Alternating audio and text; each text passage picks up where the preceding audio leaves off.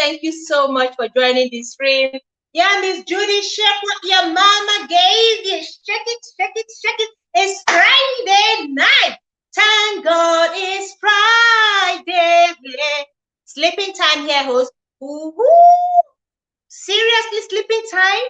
What time is it over there, Frankency? What time is it over there? Why are you going to bed by now? It's Friday night. What are you doing this Friday night?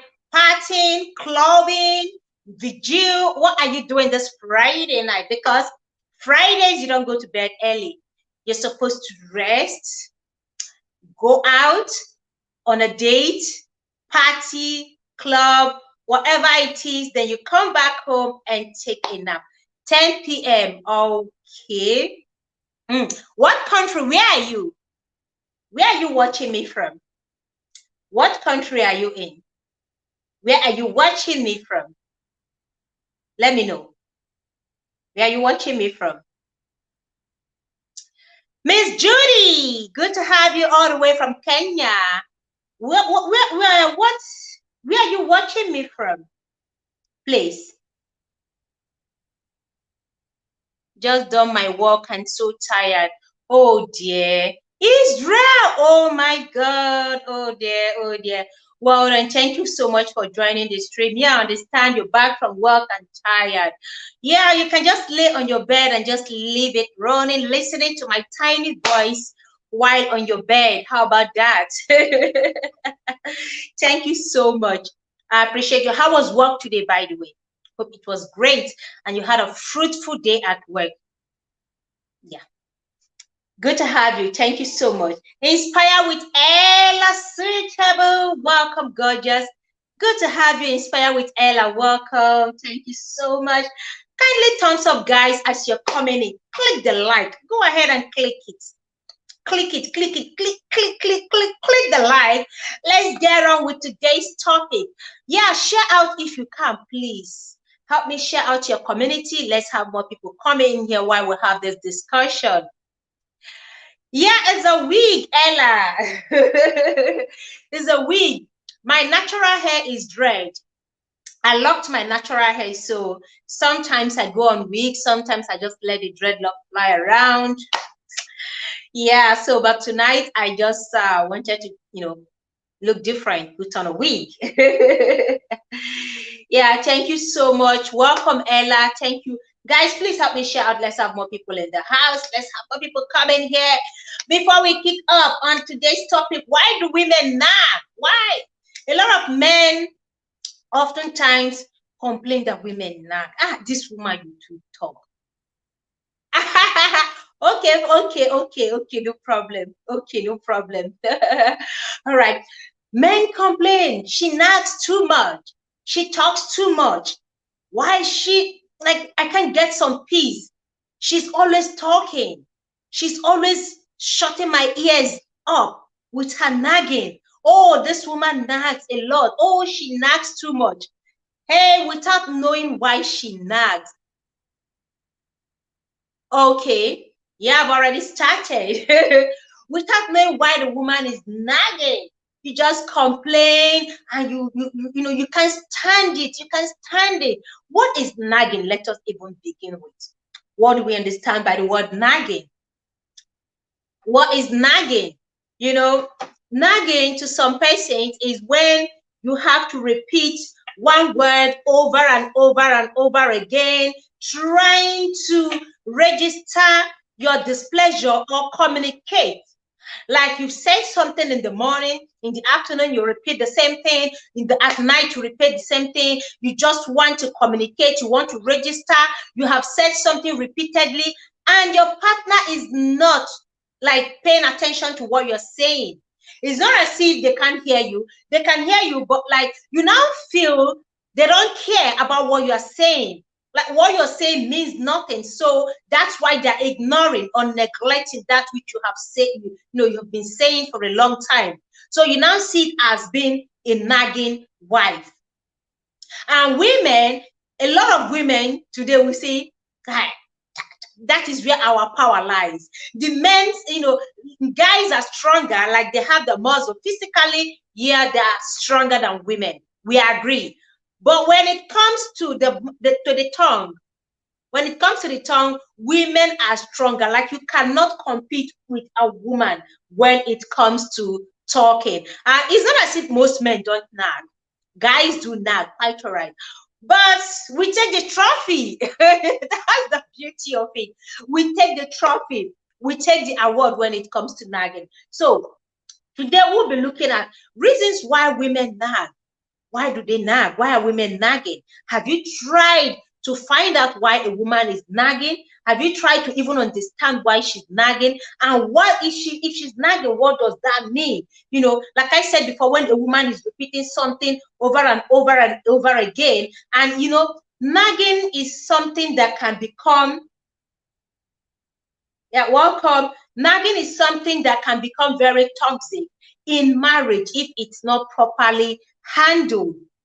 If it's not properly handled, a woman, both parties, because like I said, it's not only women that nag, guys nag as well. So if it's something that continues, and the root cause, the problem, the main reason why this nagging is going on is not sorted out, is going to break the marriage. It becomes too toxic for the marriage. Now, when someone is nagging and you are complaining, it is ideal that you pay attention sometimes to listen to that, what the person is saying. There's a woman that said that, there's a guy that says that the wife nags a lot. Like, he complained that she nags a lot, like she keeps repeating the same thing. Like, today you refuse to take out the trash. I keep telling you this every day. You don't take out the trash. I keep telling you every day. You don't wipe your shoes. I keep telling you every day. I don't need the shoes on the rug. And she kept on, according to say, she kept on going on and on and on. And then when they were called for counseling, after listening to their counselor, the woman changed her tactics. What tactics did she change? She now decided to try something different. While he was at work having lunch, lo and behold, the first bite of his what is it called, sandwich, the first bite he had, he tried pulling it out, and then it was a pepper that came out of that, and he was shocked to find a pepper folded into his sandwich. He brought it out, unfolded it, and read. It was the wife's message. Because she's been talking, and the guy now started calling her a nagging wife, she decided to change her tactics. By doing what? By writing something on a piece of paper and tucking it in between his sandwich. So as he's eating, he can read it. So the guy was like, "Hey, not again! No, you don't bring this into my lunch." But that is the only way she can pass across her message. That is the only way she can send her message across. It is the only way she can let him know that the same thing I have been talking about over and over again is the same thing you have been doing. So nagging is seen as a way of communicating or registering one's displeasure or sending a message over and over and over again.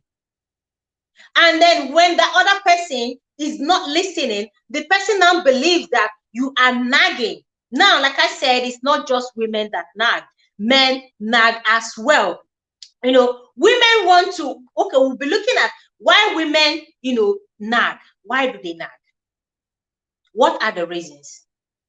Now, apart from trying to send a message, welcome. Thank you so much for joining the stream. I appreciate you. Apart from sending a message, women can nag for different reasons.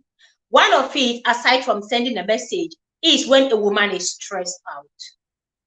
When a woman is stressed out, the only way she wants to send her message across sometimes is through nagging. She begins to nag. She begins to talk. She's so angry. She's tired. Her body is weak. Hello, Josie Connor. Welcome. Thank you so much for joining, Josie. I appreciate you, Queen. Thank you so much. Thank you for joining. Yeah, I couldn't leave my comment on your last premiere because I was behind time. So I said, let me quickly come here. When I'm done, I can leave my comment on the premiere video. Yeah, and I told you I'm changing my niche so that I can start dragging Maybe that will give me a million views, you know. I'll join the dragging gangs. Anyways, so when a woman is stressed out, is another reason why she could be nagging. So why don't you look at, thank you so much, welcome. So why don't you look at why she could be nagging? Okay, maybe she's stressed out. Why don't you help out with that which is stressing her out? It could be you, the man, stressing her out. Why don't you look at it? If you can sort out that thing which is stressing her, you're going to help reduce the nagging. It could be coming from workplace. Why don't you discuss it? Instead of complaining that she's nagging. Estelle family, welcome. Thank you so much, Queen. Welcome. You're even nagging on your children right now. Yeah, that's the thing.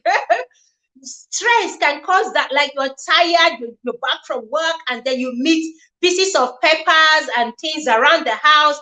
The next thing you start complaining, who threw this thing here? Why is this water here? Who placed this cup here? Who brought this plate?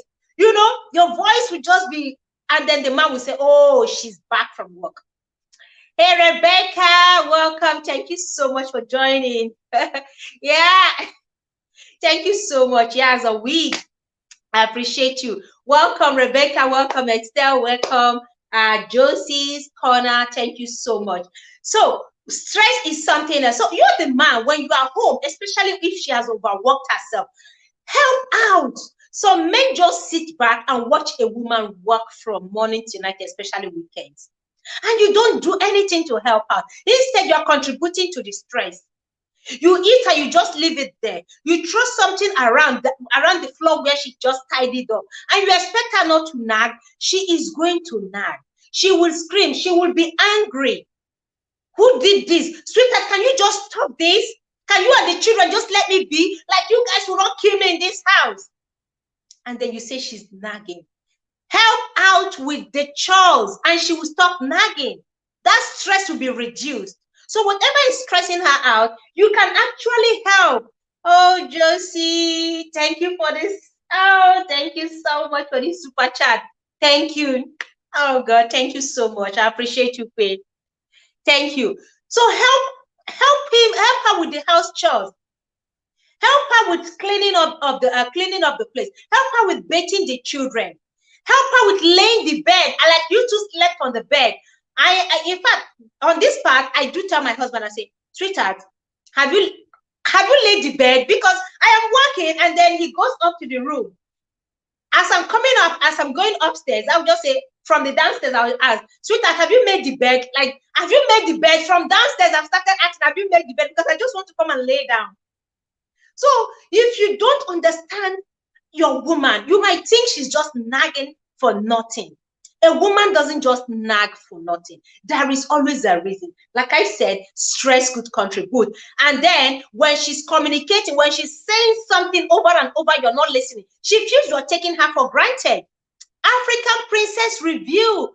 Oh my God, welcome, Queen. I am just saying this African Queen here for the first time, if I'm not mistaken. Welcome. It's a pleasure to have you join us on Love Night with Spice. Welcome, welcome, welcome. Thank you so much, African Princess Review. It's good to have you here. Yeah, Rebecca says sometimes us ladies ask for help. Let us ask for help. Yeah, you know, the thing is, let me tell you, let me paint a scenario here. You expect your husband to understand that you're working, that you're busy, isn't it? You expect him to understand. He sees you working. He sees you cooking. He sees you sweeping, then trying to keep, attend to the children, and then he sits back. You are going to feel so angry that he's seen all these things. Is he waiting for you to just say it with your mouth? He shouldn't wait for you to say, help out. And that is where women get angry. Because you're supposed to help out. You shouldn't wait for me to tell you that I need your help. When you see me sweating out, struggling to hold the kids, struggling to clean up and cook at the same time, you don't need my permission to help out. All it takes is, sweetheart, what can I do to help? Now, let me use myself, personal experience. My husband, okay, does this before, okay? And he will just keep quiet, doing whatever he's doing, maybe on his computer. Yeah, Ovife Hair Bundle, welcome. Thank you so much. Welcome, Obife Hair Bundles. Welcome. Now, it got to a point where I had to, when he now, at the time, I would start frowning. When you see my countenance, just know that this is war. No, she's angry. My countenance is enough to tell you that I am so pissed with you. So when you say something, the way I answer immediately, you will know that, okay, something is eating her up. So at first, my husband didn't understand when we initially got married, now early years of marriage. He didn't understand why my countenance would just suddenly change while I'm busy doing something. And then he would just ask, innocent him, sweetheart, is anything the problem? What is wrong with you? Nothing is the problem. The way I will answer, I was like, what is it? What have I done wrong? What did I do now? What have I done wrong? You understand? So with time, I stopped communicating with him that way. Why? Because he doesn't understand. So the more I get angry, the more he does, until I had to tell him, sweetheart, I need you to help me. That is why I'm angry. That is why my countenance is changing. I need you to help. You don't need to ask, you don't need me to tell you. Like, okay, look at this. You should help. You don't need me to tell you. And then since that day, he picked it. So sometimes he would just say, sweetheart, what can I do for you? Or which one would you want me to help out with? No, don't go to the kitchen. He's not good in the kitchen. My husband is not good in the kitchen. So he will rather ask, don't bring him into the kitchen. Oh God, no, no, no, no, keep him away from the kitchen. Send him to the bedroom to go fix the bedroom. He likes the bedroom a lot. So just send him to the bedroom to tidy up the bedroom. He will gladly do it with all pleasure. Or ask him to go buy you anything, or ask him to go shopping. Yes, he would gladly, like a speed of light, he will go and shop and buy whatever you need and bring it back home. That is him for you. So he will ask me, what can I do for you? If you say do laundry, I mean, the machine is there. He can throw in all the clothes. I'm very selective. That I select the clothes I throw into the washing machine. So I won't ask him. I will select and separate them. I say, okay, do this for me. So sometimes men help out that stress. If you don't know, ask her, what can I? Once you see this face changing, you don't need anybody to tell you that you have done something. You don't need anybody to tell you that something is wrong. You don't need anybody to tell you that she's angry. Wango, welcome, Wango. Thank you so much for joining, Wango. Please, guys, kindly thumbs up and help me share. Okay, let's have more people in the house. So once you see her face, a woman is walking and then she's not smiling. She's frowning. You see that face, she's frowning. Know that there is fire on the mountain. You have erred. You have erred. The best thing you're going to do at that time is go look for what she likes, or ask her before she will open her mouth, because once she opens her mouth, she can actually say 10,000 words in 10 minutes. That's a woman for you. We are wired that way. And then the children also can make a woman nag, can make a woman shout. You know, the more you clean up, the more you do things, the more they scatter it. What do you expect from the woman? She will nag. Then another reason why women nag, another reason apart from stress, is when a woman is angry at you, when there is something inside her heart. Just say, the way I'm stressed out, the only God knows. Oh dear, I can imagine with children. I can imagine. So when a woman is unhappy, when she's angry at you for something you don't understand, for instance, there is an issue that you haven't trashed out, but you sweep it under the carpet. When you sweep that thing under the carpet and you just go ahead, you start talking. When you start talking, that thing is still inside. It has not been sorted out. It has not been trashed. So when she talks to you, it sounds like she's nagging. She's not talking to you in a happy mood. She's not talking to you. Instead of just communicating with you in a way you understand, she will say that thing, you know, in a way that you will feel attacked. You will feel threatened. Like, oh, have you started doing this thing again? And you're wondering, where is this coming from? It is coming from inside. There is a problem you have not addressed. There is something she has seen on your phone. There is something going on that has not been sorted out. It could be family issue. And you as the men, because men are very guilty of this, they are fond of sweeping issues under the carpet and moving on. Women are different. A woman will want to trash out something and clear it. She will want to discuss it.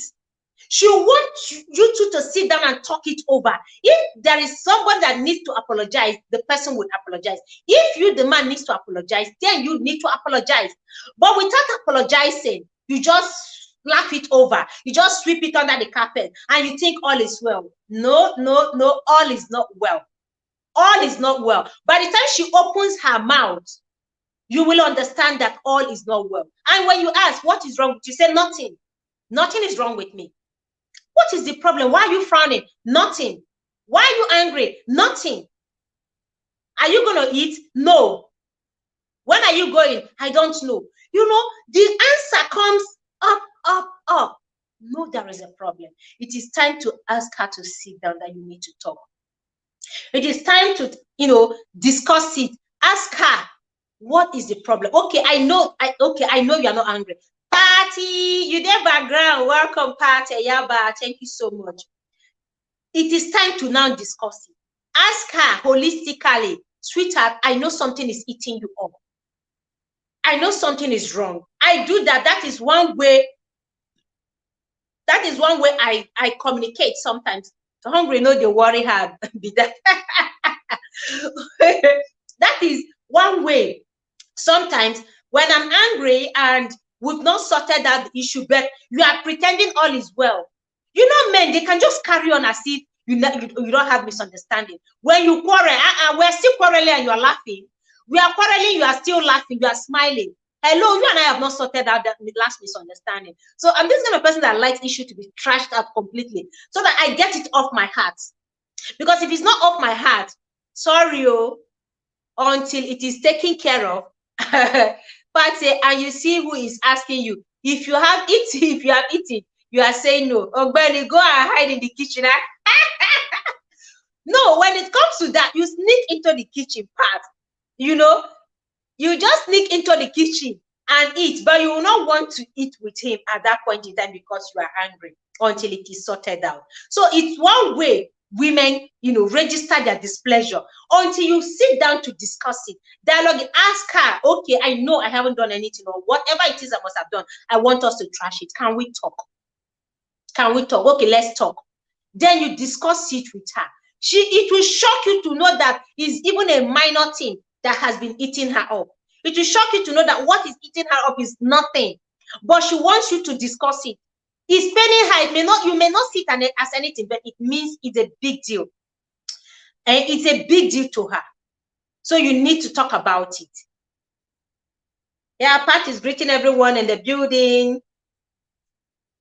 So like I said, is one way. Then when a woman has, okay, like I mentioned underlying issue, when a woman is starved, when conjiho woman, when hello full of sillies, welcome, welcome, welcome. Thank you, full of sillies, welcome. Thank you so much for joining the stream. I appreciate you. Thank you. Kindly thumbs up, guys, and share out, okay? Yeah, I am also leaving the link here. Anybody that wants to come up and dialogue with me, you're free to come up. Let's talk, okay? Yeah, anybody that wants to jump on the screen and you have something to share with us, please do jump up. Like I was saying, when a woman is starved, one way you will know is her nagging. Her nagging attitude will be raised to power 10. Epale Evans blogs, welcome. Thank you so much for joining, Epale. Welcome, welcome, welcome. Good to have you, sir. When a woman is starved, what do you expect? When a woman, Princess Beyond Fashion, hey, welcome. Thank you so much, Princess. Cindy, oh my God. Cindy Queen, welcome. Thank you so much for coming. Hey guys, thank you so much. Kindly thumbs up. Thank you so much. Yeah, Estelle, everyone, welcome. We've been talking about nagging, why women nag. Why do women nag? And a lot of times men don't understand why women nag. They're wondering, why is she nagging? So we are looking at the reasons why women nag. And sometimes these men, because they don't understand, they go on complaining that this woman nags a lot. She talks too much. I can't stand her nagging. She's nagging my life out. Whereas there is something the man is yet to understand. Like we've mentioned before, it's one way women communicate, especially when they have said something over and over again, and you, the man, you are not listening. If she has said it before, when you eat, please throw the plate in the sink, and you eat, you leave the plate on the dining, she will get angry and then start to nag you out. Hey, welcome. Thank Welcome, you. Queen. Welcome. Thank Thank you you. so Hello, much. everyone. Hello, everyone. Hello, welcome. Good to see you. See you too. Thank you for having me. How did it go? Well, it went well. We shall continue it. It's not something that we'll do for once or twice. Of course, absolutely, Yeah, absolutely.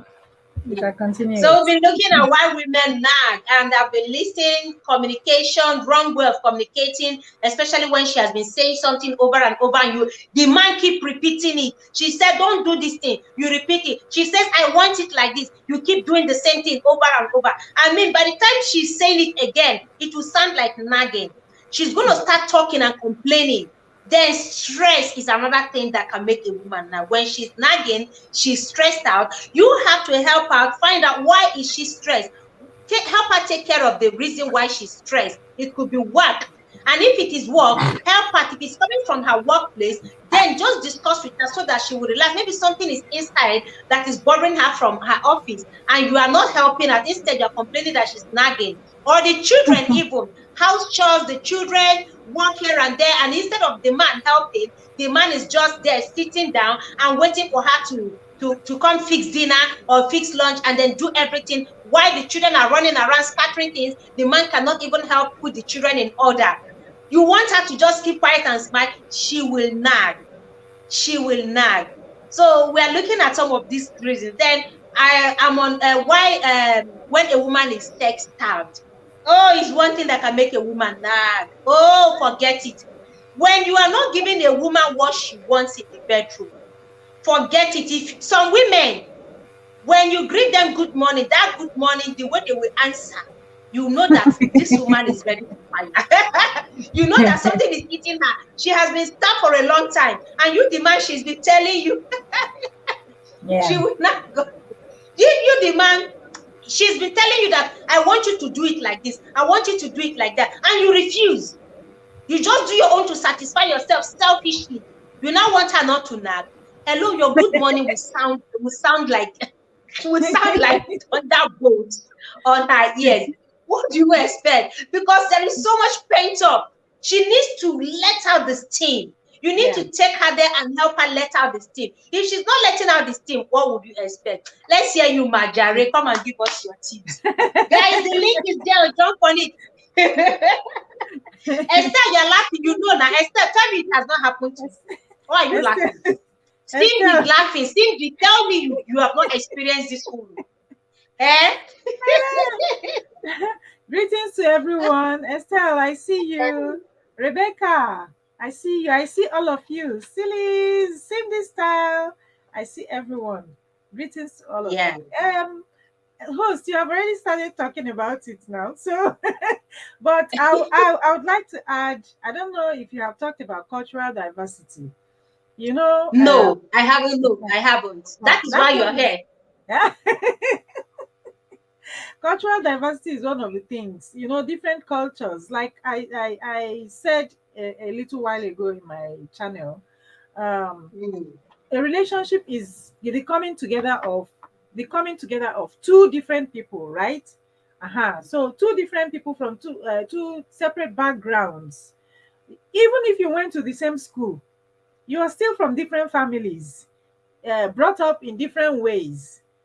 You learn to press your toothpaste from the beginning. The other one doesn't care, presses the toothpaste from the end. As long as it is toothpaste, it will come out. Anywhere you press it, it will come I am out. that woman that can press from anywhere. And my husband will always say, sweetheart, can't you just press it from the bottom? Press it up, eh?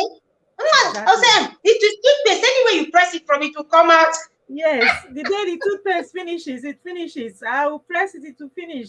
Exactly. You know, I've seen this toothpaste thing. I'm not just using it as an analogy, but I have seen several couples, I have counseled several couples on toothpaste, right? Now, Yeah. the worst is buy two toothpaste now. Buy two. Buy two. Let it not cause fight. Mm-hmm. Just buy two. Maybe you Mm-hmm. have different toothbrush. You have your toothbrush, he has his. Buy toothpaste, buy two.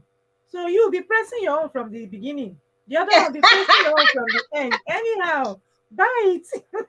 Then buy one for the children. Let them press anyhow they want to press. So And far, there's there'll be peace. peace. Yes, there's peace in the house. So because people are from different backgrounds, once you come together, when you are dating, I usually tell people when you are dating is a different ball game entirely. When you are Yes. courting is a different ball game entirely from when you are married. The Mm. moment you say I do and you get into the house together and you start living together, that very first day, from that very Mm. first day, honeymoon, you will see that it's a different thing to be married. It's Mm. a different thing. You're going to have to begin to experience different things to start Yes. coming out. The things that you were not seeing before, you start seeing them. Those little details that you didn't see before, you start seeing. This is when Mm. somebody will enter the house now, pull one shoe, throw it on one side, pull the other shoe, pull it, remove socks, drop one at the door, remove the remaining Why socks, do I pick feel it like up. why do I feel like why do I feel like tagging my husband here? I feel like tagging him here because he is so sweet. I wish he's on this stream. He is so, oh God, and that gets on me. Gee. That is it. So how are you going to now begin to? It's like training my 6-year-old or 9-year-old. He comes back, drop school bag, drop it on the floor there. Goes up, remove this, drop that, remove that, drop, remove this. Or he goes to the bathroom, he's gonna have his bath. He'll pull his clothes on the bathroom there, leave it there, and go away. And you know, little things. That's when you begin to see these things. Mm. Then you will now begin to start correcting. It's as if you are now beginning to train the person all over again. Mm. And how are you going to train an adult? An adult that has already formed, his a character is already shaped. How are you going to Mm. change the person? Like people say, "Ah, I will change my husband or I will change my wife." You can't change Mm. anybody. No, you can't. You cannot change anybody. You can't change an adult. You can only influence the person. And in the process of influencing the person, there's a tendency for you to repeat one thing over and over And and over over. again. And that thing, it gets to some people. When you say the same thing over and over and over again, it just gets to some people. It just pisses some people off. And then some men then complain. And when the man begins to complain, that is another thing entirely. You know that it's time to stop. It's Mm. time to stop because it's going to affect the relationship. It's going to translate into the relationship. It's going to affect sex. It's going to affect everything Mm-hmm. when you begin to complain and complain and complain over and over and over again. Best thing is you have said this, and there are some people, when you tell them something once, even if they promise you, like if I promise to buy you this pen now, I'm the Yeah. one who I don't make promises, but I say, oh, okay, you say you want this thing, right? Okay, give me time, I'll buy it for you. Mm. I don't want you to come back tomorrow and tell me, you say you're going to buy me this pen. Oh, remember you say you're going to buy me this pen. 2 days But later, you I come want back to to me. ask, what if you have you promise that you're going to buy this? Because some men, this is the problem with their wives. They promise to do something or change a particular habit, but they don't. Until you repeat it, you keep saying it and they keep ignoring. Now it gets on a woman when you promise and you are not keeping your promise. You say it today, he's not changing, and then he continues. You say it tomorrow, he still does the same thing. He will say it next tomorrow, and then it becomes like a broken record. And then the next thing they say, you are nagging. Yeah. They Men, say you are nagging. let me tell you something. When a man does something, when you see that a man has formed a habit and is something that he continuously does, there's a likelihood that he will not stop that thing. Right? For example, a man opens the door for you. There was one I heard yesterday. This woman came and she was complaining of that her husband is always opening drawers. Drawers, oh, Clothes drawers. drawers or what? What The drawers? bedroom drawer, chest of drawers in the bedroom. He will open it, Okay. take something, he will leave it open. If he goes into the kitchen, he will open the drawer, he will take something, he will leave it open. Anywhere in the house there are drawers, as long as he enters into that place and he will leave all the drawers open.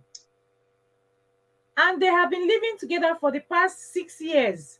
She has been complaining and she has been teaching him every day, and the man has refused to change. What are you going to do? Are you going to say you're not going to marry again because your husband Let, leaves let his me tell you drawers open? something. Let me use my own experience. Welcome, Nemuzo Wanyoma.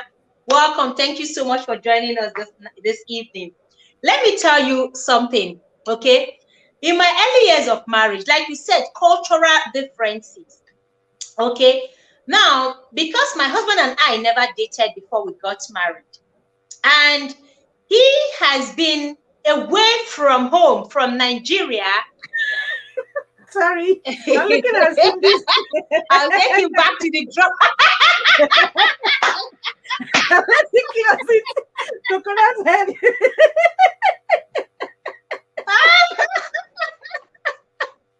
This cracked me up, Cindy. Oh my goodness. Thank you so much. Now, Mary, okay, Mary Queen Longman, welcome. Thank you so much. Thank you so much, guys. I appreciate you. Now, because he has been away from Nigeria for about 30 years, okay? And I was just coming from Nigeria to join him. And I noticed this habit. He's been living alone, bachelor, no girlfriend, and me, I have been living with my parents. Anna, welcome. Thank you so much. And if you're coming from Africa, women, there are some trainings you've gotten. So I was expecting this from him when I got here. Oh, Father Lord. My husband, when he comes back, sweetheart, I hope you're not on the stream today. He will just remove his clothes, and then you see this wardrobe. He will open the wardrobe, okay, and just hang it there. And I will just come into the bedroom.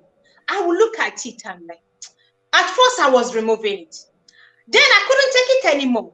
I was like, sweetheart, can you just stop hanging your clothes on the... He will just keep hanging, bachelor, he will just keep hanging, and then from there he will go wash. You throw into the washing. He just kept hanging. I was like, you don't have to hang these clothes on this wardrobe. Why don't you just keep it? He kept doing this. Now he started doing it to annoy me. Okay, because he knows I will always talk. He will remove it, and then he will be looking at me. He will take it up and do like this. He'll be looking at me while my face is already so swollen, and I'm looking at him like this. I'm breathing so hard. He will just do it, and then you don't have to. Okay, sweetheart, what is the problem? Can you just stop hanging clothes? I don't like it. I don't like seeing clothes hang around. It does something to my body. So I kept talking for months. I kept talking. It became like a broken record, like I was talking too much. God. I was so pissed. It was annoying me, but he was not really seeing a big deal. Because this is something he has been doing all alone for years. Yeah. And Then finally, he didn't see any problems with that. Yeah. he didn't see any problem with that. But eventually, he now stopped. So only when he wants to get on my nerves, he will just bring it and just straight there and then wait for my reaction. Now I already know, okay, this is trouble. He's just trying to look for trouble. So sometimes there are some habits that we take time to break. You just have to keep talking. If you don't talk, those things will be eating you up. And when you leave them inside, it's even worse for your health. Simply say, just buy a standing hanger and keep it close to the door. Let him hang it on his head. I wish Cornelius is on the street today so that he will hear what Cindy is telling him. He's best. Honestly. Some habits, you just keep talking. And you know, this other gender, these men, this species called men, this gender called men can be very, very stubborn. You tell them one thing, they don't want to do it. They are very stubborn, believe me. If you don't insist, just like a man who will finish eating and he will leave some pieces of bones or leftover on the table. Yes. And he will come back and see it, and we won't say anything about it. He's seeing it, but he's seeing it that this thing is not right. Then why are you doing it? Why are you repeating? And then you're making the woman, you know, the most annoying part. The woman that came in quietly as a quiet person. You see this person is a quiet person, or that this person doesn't like trouble. Like some people tell me, you don't like trouble. But you do things to infuriate that woman, and then the woman learns to talk by the things that you do. She now becomes a talkative. God bless you. She now becomes a talkative because she's trying to correct you on the things that ordinarily you could just do, and there will be peace at home. And you know, some men like to banter. That's another thing. Cindy, okay, Cindy, no problem. Welcome, Juba. Welcome, Nagg. Thank you so much for joining. Some men like banter. They love it. Is why they usually want to do those things again and get on your nerves because they want you to talk. And then when you talk, they will say you are nagging. You are talking too much. There's another one. They do something, the one that gets me most. They will do the thing because they know that I don't like this thing, right? Then I haven't said anything yet. I haven't said it. Maybe from my look, you know that I'm going to say something. Or I just say, but why are you doing this? The next thing is, hey, why are you shouting? Why are you shouting about this thing? I have not even shouted yet. They provoke you to talking. They just provoke you. They deliberately infuriate you. Like they get on your nerves and expect you to be quiet. You married a very gentle, non-talkative wife like me.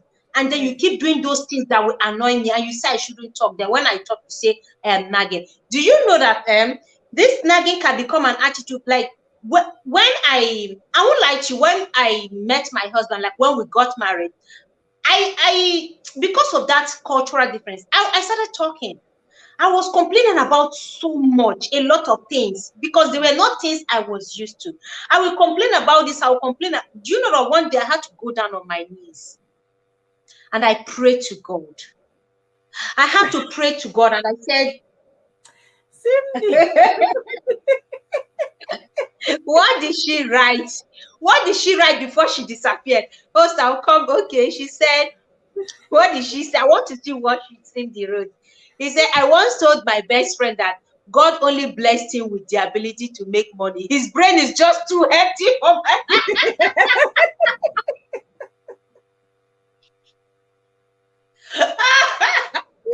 Cindy, can you just vanish from here before you bust my tongue?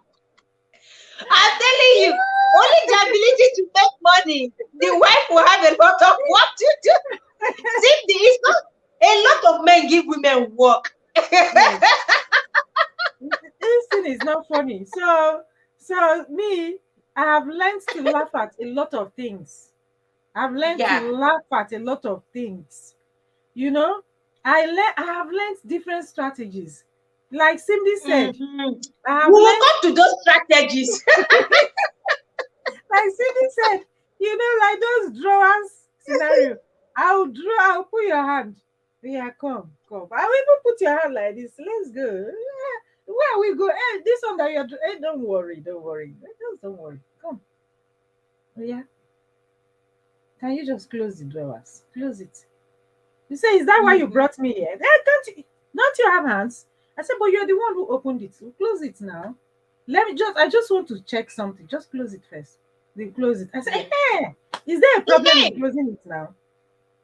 Is before there any you came, problem? I was talking about a woman who had to now do something. She got a piece of paper, wrote something on it, and put in between the man's sandwich. When the man got to the office, when he got to the office, just when he wanted to bite, as soon as he bit into the sandwich, it brought out a piece of paper in between. Hmm. Open the paper and read it. Make sure you buy this thing on your way back. That was what the That's wife how you did. remember. Because she has been talking about it. She has been hammering on it. He needed to buy something to come fix something broken in the house. But every day he keep broken. And whenever she talks, he will say, you are nagging, like you talk too much. I will do it. I will do it. I will, until she now had to write it and put in between his meal. That was only when the man now had to do that thing. Imagine. Otherwise, That was he will eat it in his. that was the only time.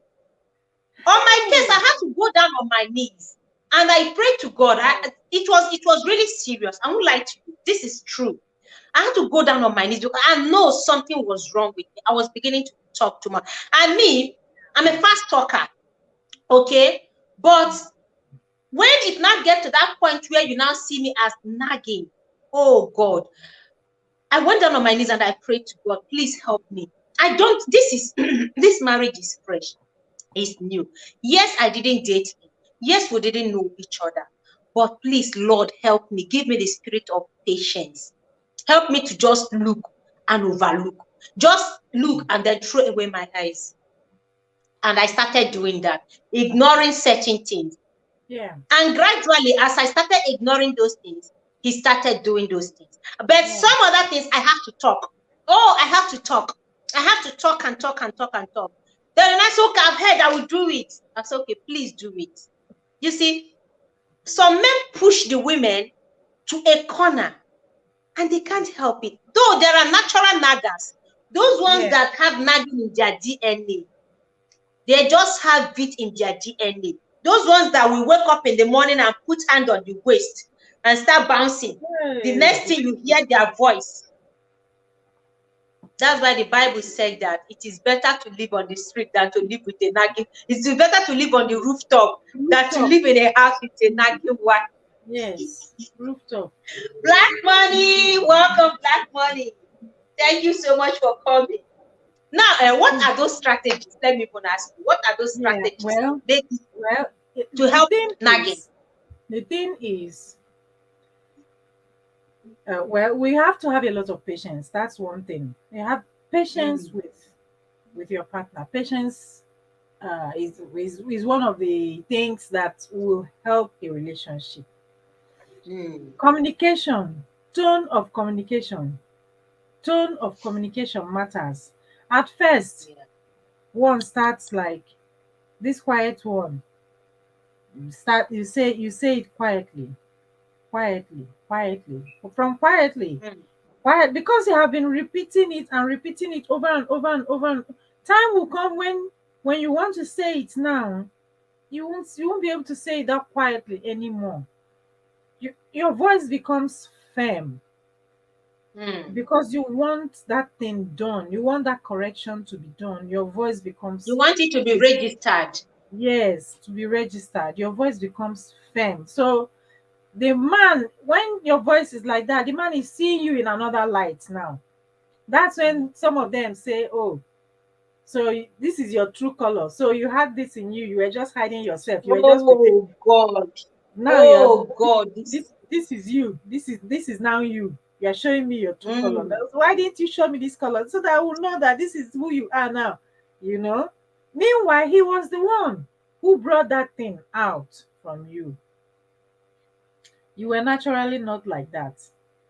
I yeah. was naturally not like that. You're the one who made me talk, is why I am talking, right? That's one. Then it comes to a stage you have to ignore a lot of things. But there's a downside to ignoring. You ignore when you ignore a lot of things, like let's take example, those things that he does, or those things that, say, this drawer thing. There comes a time you start ignoring the drawers. You don't close them anymore. Or the clothes that are Good. the clothes that are hung on that thing, you don't remove them anymore. Or the one that comes in and removes one shoe, drop it there, removes one socks, leave it on top of the sofa, goes in, drops another one somewhere else, you leave it. I did all this, just leave it.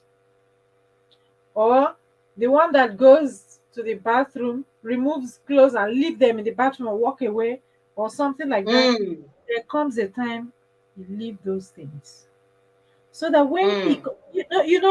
it will keep the house will not be in order, right? The To house will be in not be disarray. Mm. disarray. You will not Welcome, Nello's side. because when you are tidying up now, you like to tidy up, and when you tidy up, they don't see that you are actually doing something. Do you get? Some of them don't see. Anna, Anna said Anna something. Say, I'm the one that I, doesn't talk I, too I'm the much. one that doesn't talk too much. My husband have changed me to a willow, like a willow longumba. Exactly. This is the Exactly. truth. Is This the is what truth. happens. Is the truth. Is the truth. Quiet. If me, you describe me as the quiet one, the one that doesn't talk. She doesn't talk. Mm. She doesn't do this. Yes, but time comes when I talk. You say, this one is a lioness. She's Mm. a lioness. She's a tiger. You don't know her. You say she's quiet. You don't know her. You are the one who I, made I didn't me. I didn't know you like this. When we were dating, you were not like Yes, this. You were yes. not talking like this. Now Of look at how course. you are shouting at me. Something changed somewhere. It's because of you. She is the one Mm. that brought that thing out. If he had been doing what he ought to do normally, you wouldn't come to that level. Or if Yeah. when you say it like one or two times, the person takes correction, you wouldn't come to that level. But mind you, when they talk, they want you to take correction. If it's the man who is seeing these things, he will say, you lack home Mm. training. They will say the Yeah. woman lacks home training. She's not domesticated. You can't take care of the things, simple things in the house. What have you been doing since morning? You can't do this, you can't do that, you can't do. Okay, but what about you? It's easy for men to quickly find that kind of fault. Oh, the house is not tidied up. Oh, the house is disarray. Oh, this. Okay, the house is for both of us. It's not for one person. There's a story like I want to share on this where you stopped now. There's a story I want to chip in. I saw a video of a man whose wife, okay, the wife, they have two babies, two kids, one a toddler and the other one a baby. So the man kept complaining that whenever he gets back from work, the house is not tidied, she has not made dinner, and then Mhm. he's wondering what is she doing. She's a Yes. stay-at-home mom. What has she been Mhm. doing all day long? And then when Mhm. he comes, he complains. The woman will say, I have been busy. I've been, look, he's junior, he wouldn't even let me, and baby keeps crying. I don't know what is wrong with baby. I can't just, when I lay her down, she, she'll start crying. I was like, what do you mean by she will start crying? I don't know what you do. I mean, you're just this, you don't do anything at home.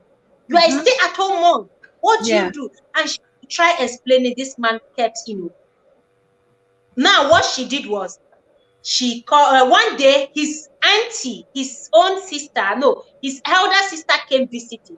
And when she came visiting, the woman was struggling to prepare something, and she now quickly said, sorry, auntie, I've not made any meal yet. Oh, please bear with me. These children have been. The man quickly said, don't mind, this is what I've been complaining, since morning, nothing. Auntie, well, I don't know what is wrong with this woman. The auntie said, okay, I understand, don't worry. Ìyàwó mi, my wife, don't worry. Don't worry. Then the woman, see wisdom, the woman now told the guy that, I want your wife to come and help me out in my house and do some things. You know what this man said? He said, no problem, now she's not doing anything. She's not working. She will follow you to go and sort out whatever you need her for at home. There is no problem. Really? Running about all day, neglecting her housekeeper. Running her mouth. All day, neglecting her housekeeper. You see, men. So the auntie now said she will follow me to go do something. The guy said, no problem, she's not working, she's not doing anything. She can follow you to go fix whatever you need her for.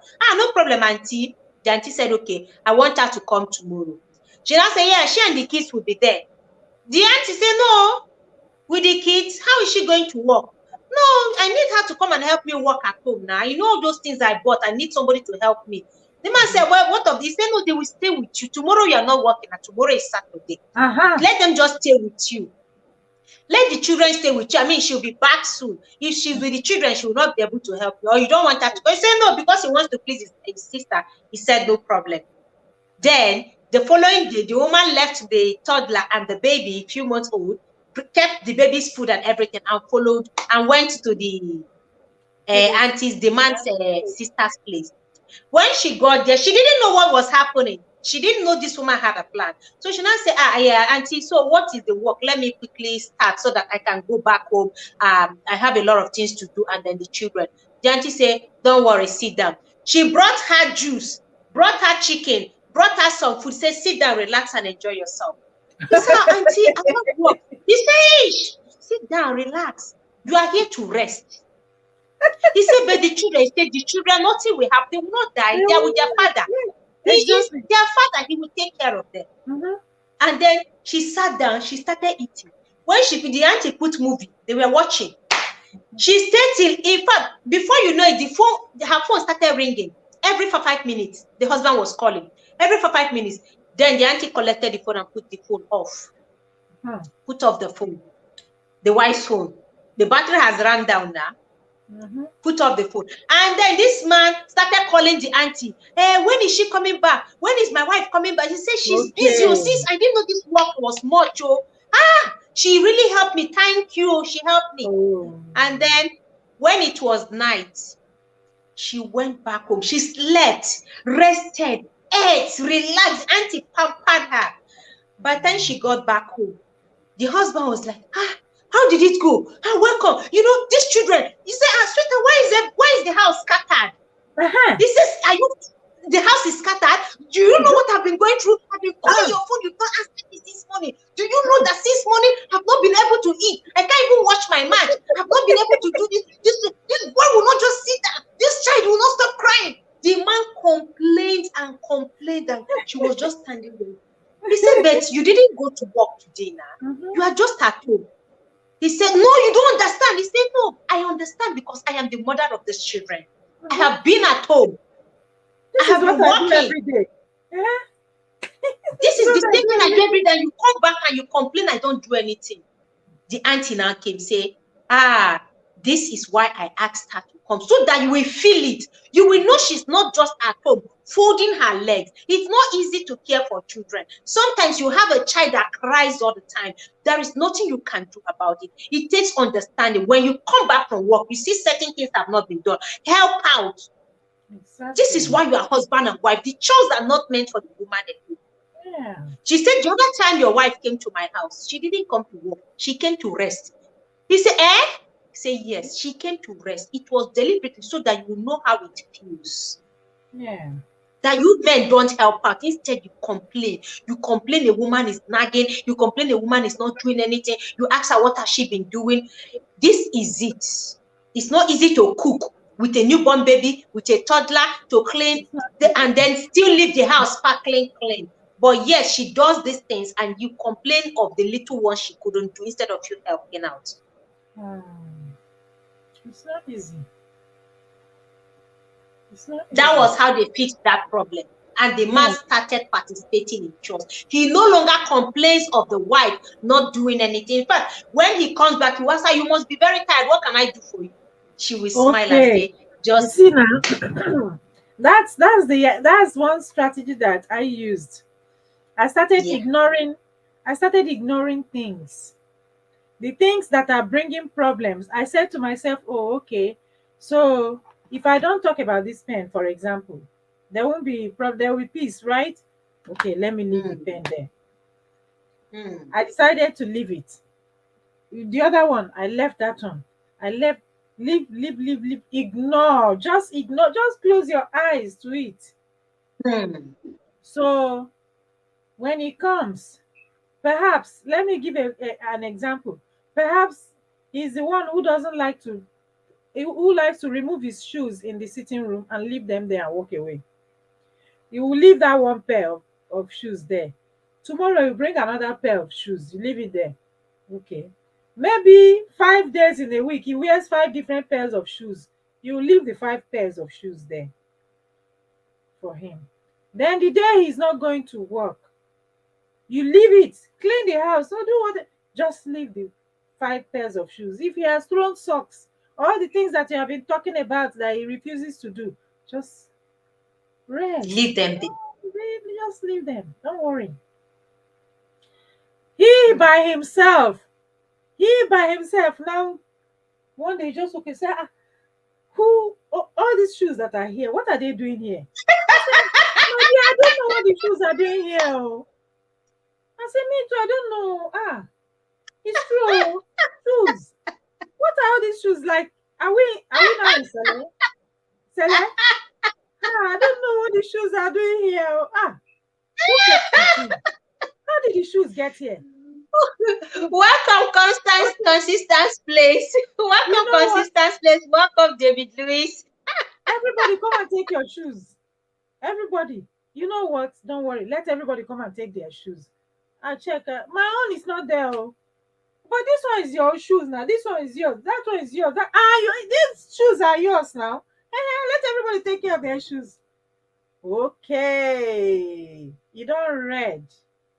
That was how the shoes started taking care of themselves. Now, when he comes back, he goes straight inside and removes the shoes inside, socks inside. That one is corrected. Yeah, little by little like that. So, and once that thing is corrected, the most interesting one, the one I love most.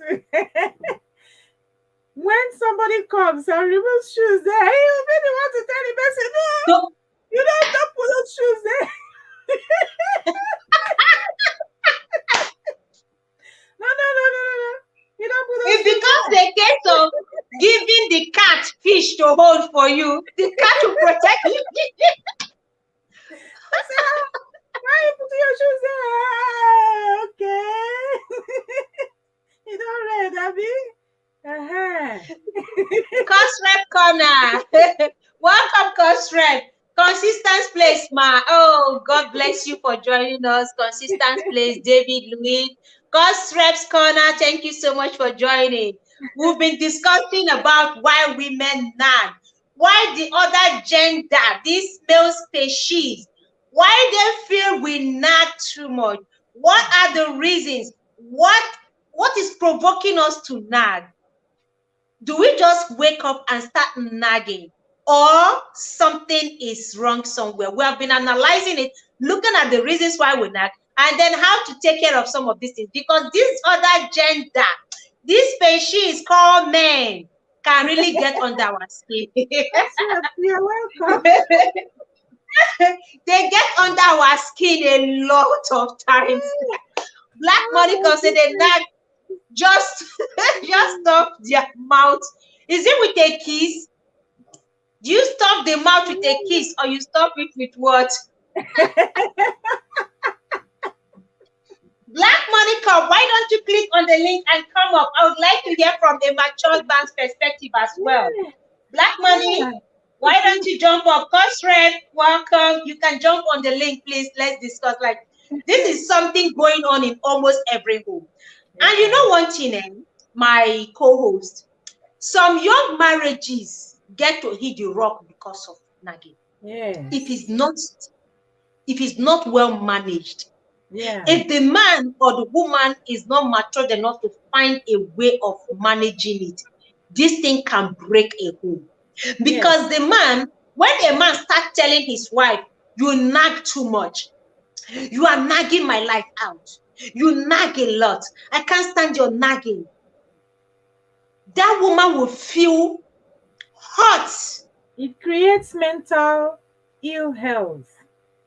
You're Good. mentally unhealthy when such a thing happens in the home because the man now is not feeling at peace at home. Mm. Some men will Yeah. not come back when they close from work. From work, they will go to somewhere to go and chill out and wait Yeah. for you to sleep before they come back home. I've seen this one Yes. over and over again.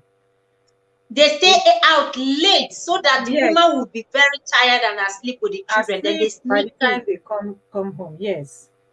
They sneak So into the house. it's not healthy at all for the home. So it's not healthy for the man's mental health. It's not healthy for the Mm. woman, for the two of them, for both of them. Mm. Because when how would you feel when your husband starts telling you, "Hey, this woman, you nag too much." Not too much. You will now begin to wonder. Oyoyo. Welcome, Oyoyo Ndoki's Kitchen. Good to have you, Queen. Welcome, welcome, welcome. Thank you so much for coming. Yeah, I'm Yeah, listening. Like, yeah. You will now begin to hey. wonder: is it me this person is talking to? So am I now the one who is now nagging? What is wrong with me? You will now It begin to think hurts. something is, yes, it hurts a lot. And you know actually that no, it's not that I'm nagging, just trying to correct this thing, but it's not being corrected. That's why I said Mm. you ignore a lot of things. Over Mm. time, over time, that thing will take care of itself. You ignore it. You ignore a lot of things for your peace of mind. Mm. For your peace of Black mind. money can say, lady, speak your piece and be done. Just stop fussing, and nagging. He's gonna start staying out. Yes, that's what What I if said. staying out is the reason for her nagging? That's Some men another. who deliberately keep late night out. You close from work, you're back from you instead of coming back home. You stay out every day. You stay out Yes, till late into the night drinking. I've And seen you it. know your wife has been complaining about your drinking habits. She's been I've, complaining about how you don't even save money. Instead, you stay out late eating pepper soup and nkwobi. yeah, You come I've back seen home. it. When she From there, complains, from there, stay one night out. From there, 2 nights. From there, like that. mhm, Well, but some people also. I'm not saying that every home where the man begins to neglect his responsibilities is based on nagging. No, no, that's not what no, I'm saying. no, But what I'm saying no. is that when it comes to that, the man when the woman in a bid to correct something, the man now begins to complain that you are Mm, nagging. The man, time will come, the man will not say you are nagging anymore. The man will start avoiding the person and start staying out late. Instead of mm, the work has ended, let me go home and rest. The work has ended, they will find where they will go and chill out. In the bid of chilling out, they might enter into the hands of another woman or a wrong woman. And you know, Thinking some that one women, is very gentle. She would have yes, made a better wife because and she hates you. some women know what they Welcome, want. Cornelius. They, Thank God you are just coming now. Hmm? You are guilty here too. My husband. And David Lewis, my brother, he said, nagging is the nature of women. Just that some women do manage their attitude. Women should understand, most especially, that men that hustle don't need extra stress of the mind. Hmm. mm, extra stress. And some women who talk, they don't talk because they want to talk. Me, for example, I don't, before I talk, you know that something has happened, is why I am talking. Hmm. I don't just talk because I want to talk. Yeah. So if you make me talk, it takes Hmm. effort for me to talk. That effort that it takes me to talk, when I talk like that, is already affecting me, is why I'm talking. Do you understand? So if you make me do it often and often, you are also disturbing my mental health. Hmm. It can create anxiety. It can create Hmm. anxiety. It can create depression, you know, all these issues. When you bring all Do of you them know that, together. like Oyoyo mentioned, truly, it's not just the nature of women. There are some men. God, have you met a nagging man before? I have. Have you have you come across a nagging man before? I have seen a Oh, nagging. oh, they will nag life out of you. You don't want to When be with a them. man nags, he nags times 10. Like when you meet a man that nags, you know that their own problem, eh? Their own problem. Yours, a woman's nagging comes once in a while. Yeah, those natural ones, Men you know. nag. But Some those men men that will nag complain about every goddamn thing. everything and everything. Some men, hey Jesus. Some men nag. They won't call it nag, you know. They won't tell you that. If they, when you tell them that, do you It's know that you nag? complain. No, they tell you it's complaint. No, they are trying to correct something. They are talking to you. Some men Mhm. nag. When a man nags, it's like times 1,000 times a woman. Yes, Oyoyo said nagging man can carry chair and sit and be running his mouth, be clapping and just yes. So, ha, you've seen a nagging oh, man, right? Ah, oh my hey, goodness. I You have don't seen a nagging man. I ran away. you don't want to stay with a nagging man. That statement I dropped there was what my mother used to say when we were small. She would say, "You know that man. Make sure you don't marry a man like that one. That will go and carry chair and sit in the kitchen and be clapping hands. Now you're winning your own. Cha, cha, cha, cha, cha, cha, cha." Ah, Welcome, Oyoyo. Hi, you're beautiful, welcome. beautiful host and co-host. Hey, Your topic is very interesting. I've been kind of busy battling with my phone. That's why I didn't get back to you guys on time. But anyways, it's y- okay. Anyways, you are here, beautiful. Yes. yeah. Princess, I was with you later earlier today. I was just there at the time I was having a meeting, so I couldn't even. I would just hear a little and then put something in the chat, and was there for quite a while listening to what you were saying and reading comments. See, Okay. marriage as an institution has no manual. It has no guidance. It has no direction. The way we buy products, it comes with manual, it comes with instructions, Mm, safety, Yeah. this, that. This is one thing that has no such. And for the fact that two human beings coming from different backgrounds coming together to to get into this thing called marriage and relationship, Mhm. definitely there will be troubles. Okay, it's given, it's natural, It's natural. because I was raised differently. You were raised differently. Our opinions differ. Even twins, they behave differently. So Mhm. Yeah. we can't just expect it to be smooth running 100%. But for some people, they get it smooth running for the most part. Then for some cantankerous human beings, when I mean cantankerous, those that will not Hey. tell you I'm sorry when they offend you, just know from the if you're still in that relationship and it hasn't gotten to marriage and you notice this person is such a cantankerous human being, let me just advise, if you're hearing our voices today, that man is not going to be anything better in a marriage. At That all. is the truth. It's going to Be, be worse. yes. Be ready to expect the worst version of him when you get in. And if he's a woman, be ready to expect the worst version of her when you get in. Because when you're still doing sweetie, I love you, coming from different houses or different homes, different locations, it's a lot easier until you live under the same roof with that human being. Then you understand. Okay, so and for those that are nag, majority of this nagging thing is money. Oh, make we just they call them the way it is. It's money Hmm. trouble. High expectation.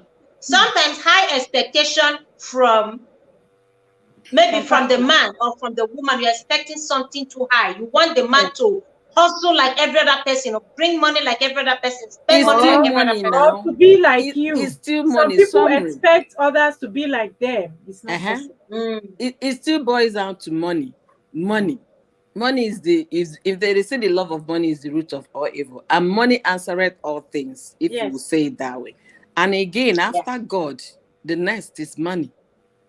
People will pray Mm. to God. After praying to God, in their prayers, they're also asking God to help them financially. You understand? The Yes. next thing, they are talking to themselves, the conviction thing, motivating yourself. Mr. A made it, I will make it. That G Wagon, I will buy it. God, Yes. that house, I will build. So everything boils down to money.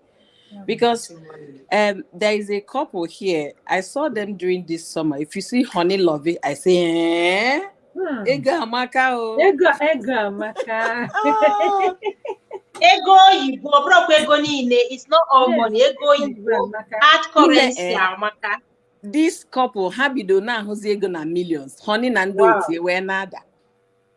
And I'm not Woo! talking millions of naira. Naira no be money now. So I'm talking about dollars. Wow. Ego They igwe. fought, fought for 3 years into it. They are still fighting. You think they are going to pack up tomorrow? People will gather, they will settle. Every time going for the person they call it, like look up to, like a father in the community, to go settle the matter. Then even to the point that the man even left US, pata, went to one other country, went and stayed with his siblings there, and cut off the relationship kind of, in the sense that communication is when you cut off the relationship. That's what I'm. In as much as you did not go to court to do divorce, once there is no communication, as far as I'm concerned, the relationship has Separated. been, yeah. So he was there doing his own thing, as not including the wife in all the things he was doing, building houses in Nigeria, blah blah blah. Abacha Henina eventually came back home. They now started one business together and all of that. Money started coming. As I'm talking to you guys now, it's honey and sweetheart. Ha. So, Ew. Wow. so Sweetie ma, my Oh. baby. Ew, love ew, 'em. sweetie, My baby. Ew. yeah. I was looking at them this month. Say, honey is good, oh. Hmm. 3 years ago, 4 years ago, that wasn't their situation. Oh, yo. Money is the natural lubricant. I tell you, people It's a don't just get natural it. lubricant. People Hey, don't get it. I was like, and I was like, I said, my husband, what happened? I've not been hearing them. Are they still fighting? He said, we fight, okay, when money is rolling up for every angle. So, money is the natural lubricant, Biko. Shebi, yeah. somebody was saying the other day, give me money, only money. Once you give me money, I'll get wet. That's all. You see? You see? I tell you. So when you see people nagging, It's either the money for soup was not enough, or he did not pay house rent, or he hasn't given me money to make my hair. He Yeah. hasn't looked at me. He will tell me my hair is fine. Why the hair is not fine? Because he Yes. refused to bring out money. Look at the genesis of that nagging. It must be money. Or the man will be saying, you're not even doing well. Look at your mate. This, your mate doing well financially, because if they were children, you say everybody are not having children. No. But your mates are making more money. And what are you making? Do you understand? It boils down to money. So everybody should work hard, including myself. Work hard in making your own money. You're laughing at me. I'm laughing at yours. Welcome, Joe Peters. Thank you so much. Please, guys, thumbs up, thumbs up, thumbs up, okay? And share and let's have more people in here. You say including yourself, including me. Can you add us, please? Including us. Oh, all of sincerely, because including us. let's assume now that I'm making 10,000 naira. Oh no, let's say $10,000 in a month, and then surprisingly, I got promoted. I'm now making 20,000. Don't you think that man will be telling me, honey, honey? He'll be calling me honey now times 2, because he knows at least even if he does not get, he can't get the whole 20,000. You understand? He will get 5 to the family post. Do you get what I'm saying? So that's just it. Every person should work hard. Should work hard. If you're putting something on the table, there'll be more respect to you, and then it to. I'm on the phone. Who? Okay, ladies, please. I will join you guys later. Okay, let me answer this quick call. Okay, no problem. Thank you. No problem. Like Oyoyo was saying, money too contributes, Let's assume that if there is a lot of money, do you know that some of these things that people complain about, sincerely, you overlook them all. Yes. Money will take off a lot of pressure. Mommy Ifechi, welcome. Thank you for joining us. Money will take off a lot of pressures. Yeah, that's true. Money does. You see, even all these big men, let's even say some of these millionaires, their wives don't complain. If they are looking for divorce, they are looking for divorce because they want part of the money. They just want to take the share of the money and go. Yeah. Lady Ifechi, thank you. Thank you. It's all right. You have to do what you have to do. It's okay. Of course, it's really normal. We'll continue the discussion some other time. In 2 weeks' time, we'll continue the discussion. 2 weeks? What about next week? Next week is my birthday. You're kidding me? You're kidding me? So we'll have a party to attend. Yes, next Friday is my birthday. Woo! That's amazing! Excited to join me, celebrate with me. Wow! Definitely. When exactly? On Friday. Friday exactly. Friday exactly. Wow! I'm so excited about it already. Because we're going to party hard, I don't want virtual drinks. I want the real drinks. Guys, there is a link here. Please, you can join and then share why women nag and what are the best ways to handle it. Princess Beyond Passion has been giving us enough. And another way is communicating it. What on Friday? Party. Consistent places. Her birthday party next week, Friday. Her birthday party at Princess Beyond Passion. So we're going to party till Mama calls. Yeah. And one better way to communicate this, to sort out this nagging thing, for me personally, is for the man to really pay attention to a woman. Because nagging comes from when a woman talks, repeat the same thing. Pick the message. What is she saying? Instead of concluding that she's nagging, that thing she's saying you should stop doing. Can you stop doing it and see if she will continue nagging? Then you sit down and dialogue properly. Sit down and dialogue. You know, some women also use it as a form of defense also. You know, when somebody does something, like they use nagging as a form of defense. When someone does something, you know, before you ask, they react and they just start talking so that you don't ask further questions, so that you don't, you know, push further. Okay. They use as a defense to shield themselves from certain habits that they are already doing, not because of the man, not because they just like, if I've done something maybe, and I know definitely you're going to talk about that thing I did, and I know we've had a talk about it. So the moment you want to raise it or register your displeasure, she will start talking. No, I don't want it. You just have to say, what is your business? Just so that you don't push further. Like, is it attack before defense? So that you don't push further. Attack is the best defense. That is what they say. Consistent place. Hello, gorgeous woman. Attack is the best defense. Okay, there's a device on. Consistent place. Hello, gorgeous woman. Attack is the best. Okay. Can you hear me? We can hear you. Good evening. How are you ladies doing? Welcome. We are fine. Doing great. We are good. Nice to meet you. Hi, Princess Beyond.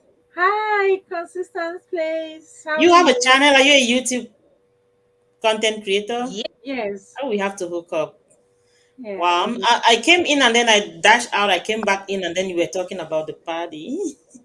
Oh, okay. Happy birthday. Thank you. In advance. Hi, Spice. Hello, beautiful woman of God. How are Greetings you? to you. Thank you. I'm good. Thank you. Welcome. Thank you for joining us tonight. Yeah, it's going to be brief because I'm about to go get the kids from school. Okay. Yeah. So why women now? Where are you watching from? Where are you joining us from? Chicago, Illinois. Okay. Oh, what time is it there? It's 3:35 p.m. Wow. God is awesome. Yeah. I tell you. So where are you all at? Okay, I am streaming from Brazil, and it is 5:35 p.m. now. Wow. From Fortaleza, Brazil. Wow, do you see from all over? I am in the UK and just sitting on the same bench. It's 9:36 p.m. Wow. Yeah, 9:36. Yeah. When you started, I saw the notification, but I have workshops. I was still having meetings, and when I had a little break, I clicked in, and then I had a call. Then when I was coming back, you had been going fast. So why women nag? I'll just be brief. Women nag because they think that the men don't listen. And women think that they have an assignment of teaching the men or letting them listen, and that's just the wrong assignment. And the more they nag, the more the men don't listen, and the more they hype up, and the more the men don't listen, and the more they hype up and nag more, and then they think like they think that it is the men listen, the men will understand the more they shout it out, but that is the opposite. Like, how many women have testimonies of, my husband never used to do this, and when I told him several times, he started doing it. No woman will tell you. The more it just made you become a better nag. And when you are a better nag, you are so frustrated about the nagging. So that's why women nag, because they think that the men will listen, and that's a false hope. And another reason women nag is when they are emotionally deprived, affectionately deprived. They let it out that way. The tension built in. They sometimes they know the man wouldn't listen anyway, but they release it in a negative way. Women also nag for attention that they will never get. Yeah, attention. Right, that they will never get, unfortunately. So they nag. Negative. That's negative attention. Yeah, negative attention. But Because no, it's not. It's not negative attention. Do you know that? Sorry, man. Do you know that there are some men who never give their wives any attention. They are Yes. always engrossed with their phones or on the laptop or watching television. They don't even have time to communicate. So this woman keeps saying, let's talk. Let's talk. You are not even paying attention to me. You don't even notice me in the house. You don't even talk to me. Like I sit here, we sit here all day. You don't talk to me. So like for that attention, they have to nag. They have Yes. to nag to get Do it. you know why I said it's negative attention? Because the person is now using nagging to seek and draw that attention. And when you are using nagging to seek and draw that attention, the man is not seeing it as what it ought to be. Instead of being compassionate or being it's his responsibility anyway to give you attention. Instead of being that, he begins to see you as a nagger or someone who nags. And Yes. Princess Beyond, what do you even do with attention given to you after you've knocked and you're hyped up and your blood pressure is high? So that's why I say Your it's pulse is negative. racing. Nothing. What do you do with that attention? Just cool down and say, "Oh, it's so sweet. I knock and I got it." No, it's not serving you at that point. But even when At it all. comes, it's not coming to the right. It's coming to the wrong receptor. Yes. So when you nag and you get the attention, even now your husband puts down the phone, are you at that position to have a meaningful conversation? No, No more no. there. So when you nag for the attention, you don't need that attention at that moment Yeah. because you're not even ready to receive attention. That time you nag, even if you're nagging for affection, he brings a kiss, you slap him. Welcome, Joe Peters. He said, you just get your face off me. Yeah, right. If you're nagging because you didn't have affection, and when they bring it at that time, you're no longer available for that affection because Yes. you're hyper. I So will lock up. That's true. it's a Really. tool that is an easy and it's an escape route that women use. And I always tell, like I coach women, I always tell them that it's an easy thing that will never fix anything. And there is a way we have superpowers that we don't even use that Yeah. works like magic. That I'm amazed how marriages are going down the drain. And this nagging is the car, the vehicle that we drive our marriages down the drain to. And we have amazing tools that God has given women. You can change your husband without doing thing. The Bible says so. You can change a man without uttering a word. That's why they will say that you're giving charm to the man. We have charm. Why don't we use it with quiet mouth? Right. Mm. And then you can change your man, and but God has given us that capacity. The man Yeah. is the administrative head of the family, but we are functionally running that marriage. We have We that are the power. neck. We are functionally running it. We are the It's body. just the administrative head. So don't leave your functional leadership to go and be fighting an administrative head. Just sit it. Finish, do your part. Rema! Yeah. Rema! Welcome, being a carer with care, the End family. But Welcome. she's Thank you right, so much. though. This She's is right. Rema. She's Hey, right. Rema dropping It is from the above. woman actually So running the who has time to be It's the fighting a head woman that is running the just thing sitting? actually, but the Yeah. man is the head. Right. It's the head. Do you really want to leave what you have been leadership to go and be fighting the head? Leave the head there and do the thing. God has said that a wise woman builds the house. Where in the Bible does a man build the house? You are the architect. I've never said this word right. All the school I've gone. You are the architecture. Architectural. Architecture. This is very Architect. blessing. Welcome. Thank you You so are the much for joining. architect. Simple. Cosrec is not here to say English will not kill me. You should not kill me. It's not because I don't know how to pronounce the word that I ignore the fact that I am it. I don't even know how to pronounce my position. I'm the architecture. But then we ignore the fact that we are architecture. We go to fight a position that has not a lot of function.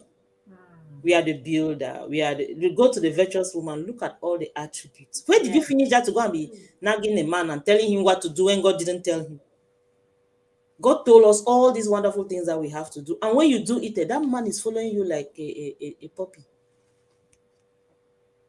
If you see, show me a happy marriage and I'll show you a woman that doesn't nag. Show me a happy man, I'll show you a woman that doesn't nag. I can tell a woman who nag from the husband. Now I Once, want to ask, yes. my consistent place. I want to ask. So, what is the best form? Like, how best you handle certain situations where you keep saying the same thing to a man and he's not listening. He doesn't want to do that thing. How do you, Mommy Fechi, welcome. Thank you so much. How do you, because this is Thank the you. problem of a lot of women saying one thing and the men are not paying attention and they feel they are being ignored. So they keep saying it over and over. So what is the best one? Thank God I have my mommy here too. I have consistent place. I have Princess Beyond Passion. So we're going to all learn. Some young wives are going to learn today. Thank you so much. So consistent place, I ask, how do you now handle it? Thank you so much. That's a very good question. In the first place, you were not supposed to be nagging to start with. Before, let's not even go that you are talking and he's not Okay, listening. let's You're not not even even call supposed to it start with. nagging. You saying Yeah. the same thing over and over again. That's not the way you're supposed to go, because I remember I talked about the superpower of it's a superpower. And the opposite is the superpower. So you will never get. I don't want to be a bad news carrier. You will never get your solution by papping. Even when you get it, like we said about, you get the attention, it's not more useful for you because you are not available to receive whatever he has to give. Let's say you tell your husband, clean this house, clean this house, clean it, and they finally clean. Will you say thank you? It's not more No. useful. Yeah, it's not more useful. It's not more coming to serve neither you nor him. So the power of this, a wise woman builds her home, and a foolish one destroy it with her own hands and maybe her mouth. So when you keep quiet, that's when the power starts to activate. And there are ways to get a man to do something without nagging. I have a video that I made about this, how to get a man to do chores without saying him, without nagging him. There are ways to do. I used to nag too. I'm an ex-nag. I'm an ex-expert, professional nag. It didn't work. So I flipped the I coin. gave my examples too. When I knew they newly got I married, was I had to nagging. go down on my knees to ask God to help me. I am an ex-nag. I used to nag, but it did not work. It was tensioning me and tensioning my home. And when I switch, marriage is sweet. Yeah. I said how to get my husband to do something without nagging. I start, first of all, if he does even a little bit of that thing, I will supersize the gratitude. I will supersize the gratitude, honey. Thank you so much. You did the dishes. I was not expecting that. Even if he didn't wipe the sink. Honey, thank you for taking out the trash can. Even if he didn't replace the Cornelius, black, you know why even I'm if doing he like didn't this? replace the black, I said, Do yes, you I'll know why I'm excited? Do you know no, why I'm excited? no. My husband knows this when I started doing that. And any little thing he does, I will praise and praise and praise and praise him, so that he will do it again. Again. Yeah, he Continue. will do it again. He will do it again. He will do it again. Like, I like to walk around the neighborhood with my husband in the evening when he comes back from work. Sometimes nobody feels that urge to go around. The one day he will go, I will thank him. I said the other day you go. Especially when you held my hand, I was just feeling like I was in heaven. I keep saying it's saying. Now it's every day is the one dragging me to go even when I don't want to go. So you bring it out, you supersize. The gratitude is the tool that you use to do it. Yeah. And then you don't correct his errors around it. Correct them yourself. If you come and he has done the dishes and has not wiped the countertop, wipe it. Say, thank you for doing these dishes. Let me just finish this countertop. Thank you for taking out the trash. Let me just put back the trash back. You are not telling him you are doing it, but you are telling him in another way. Wise woman, if he feeds the baby and doesn't wipe the baby's mouth, wow, thank you so much for feeding the baby, let me wipe the baby's mouth. You are wiping the baby's mouth.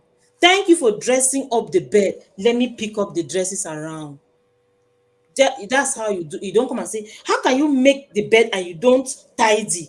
How can you not straighten the sheets? How can you shower and you don't take out the towels? And no, please, that will send him away from you.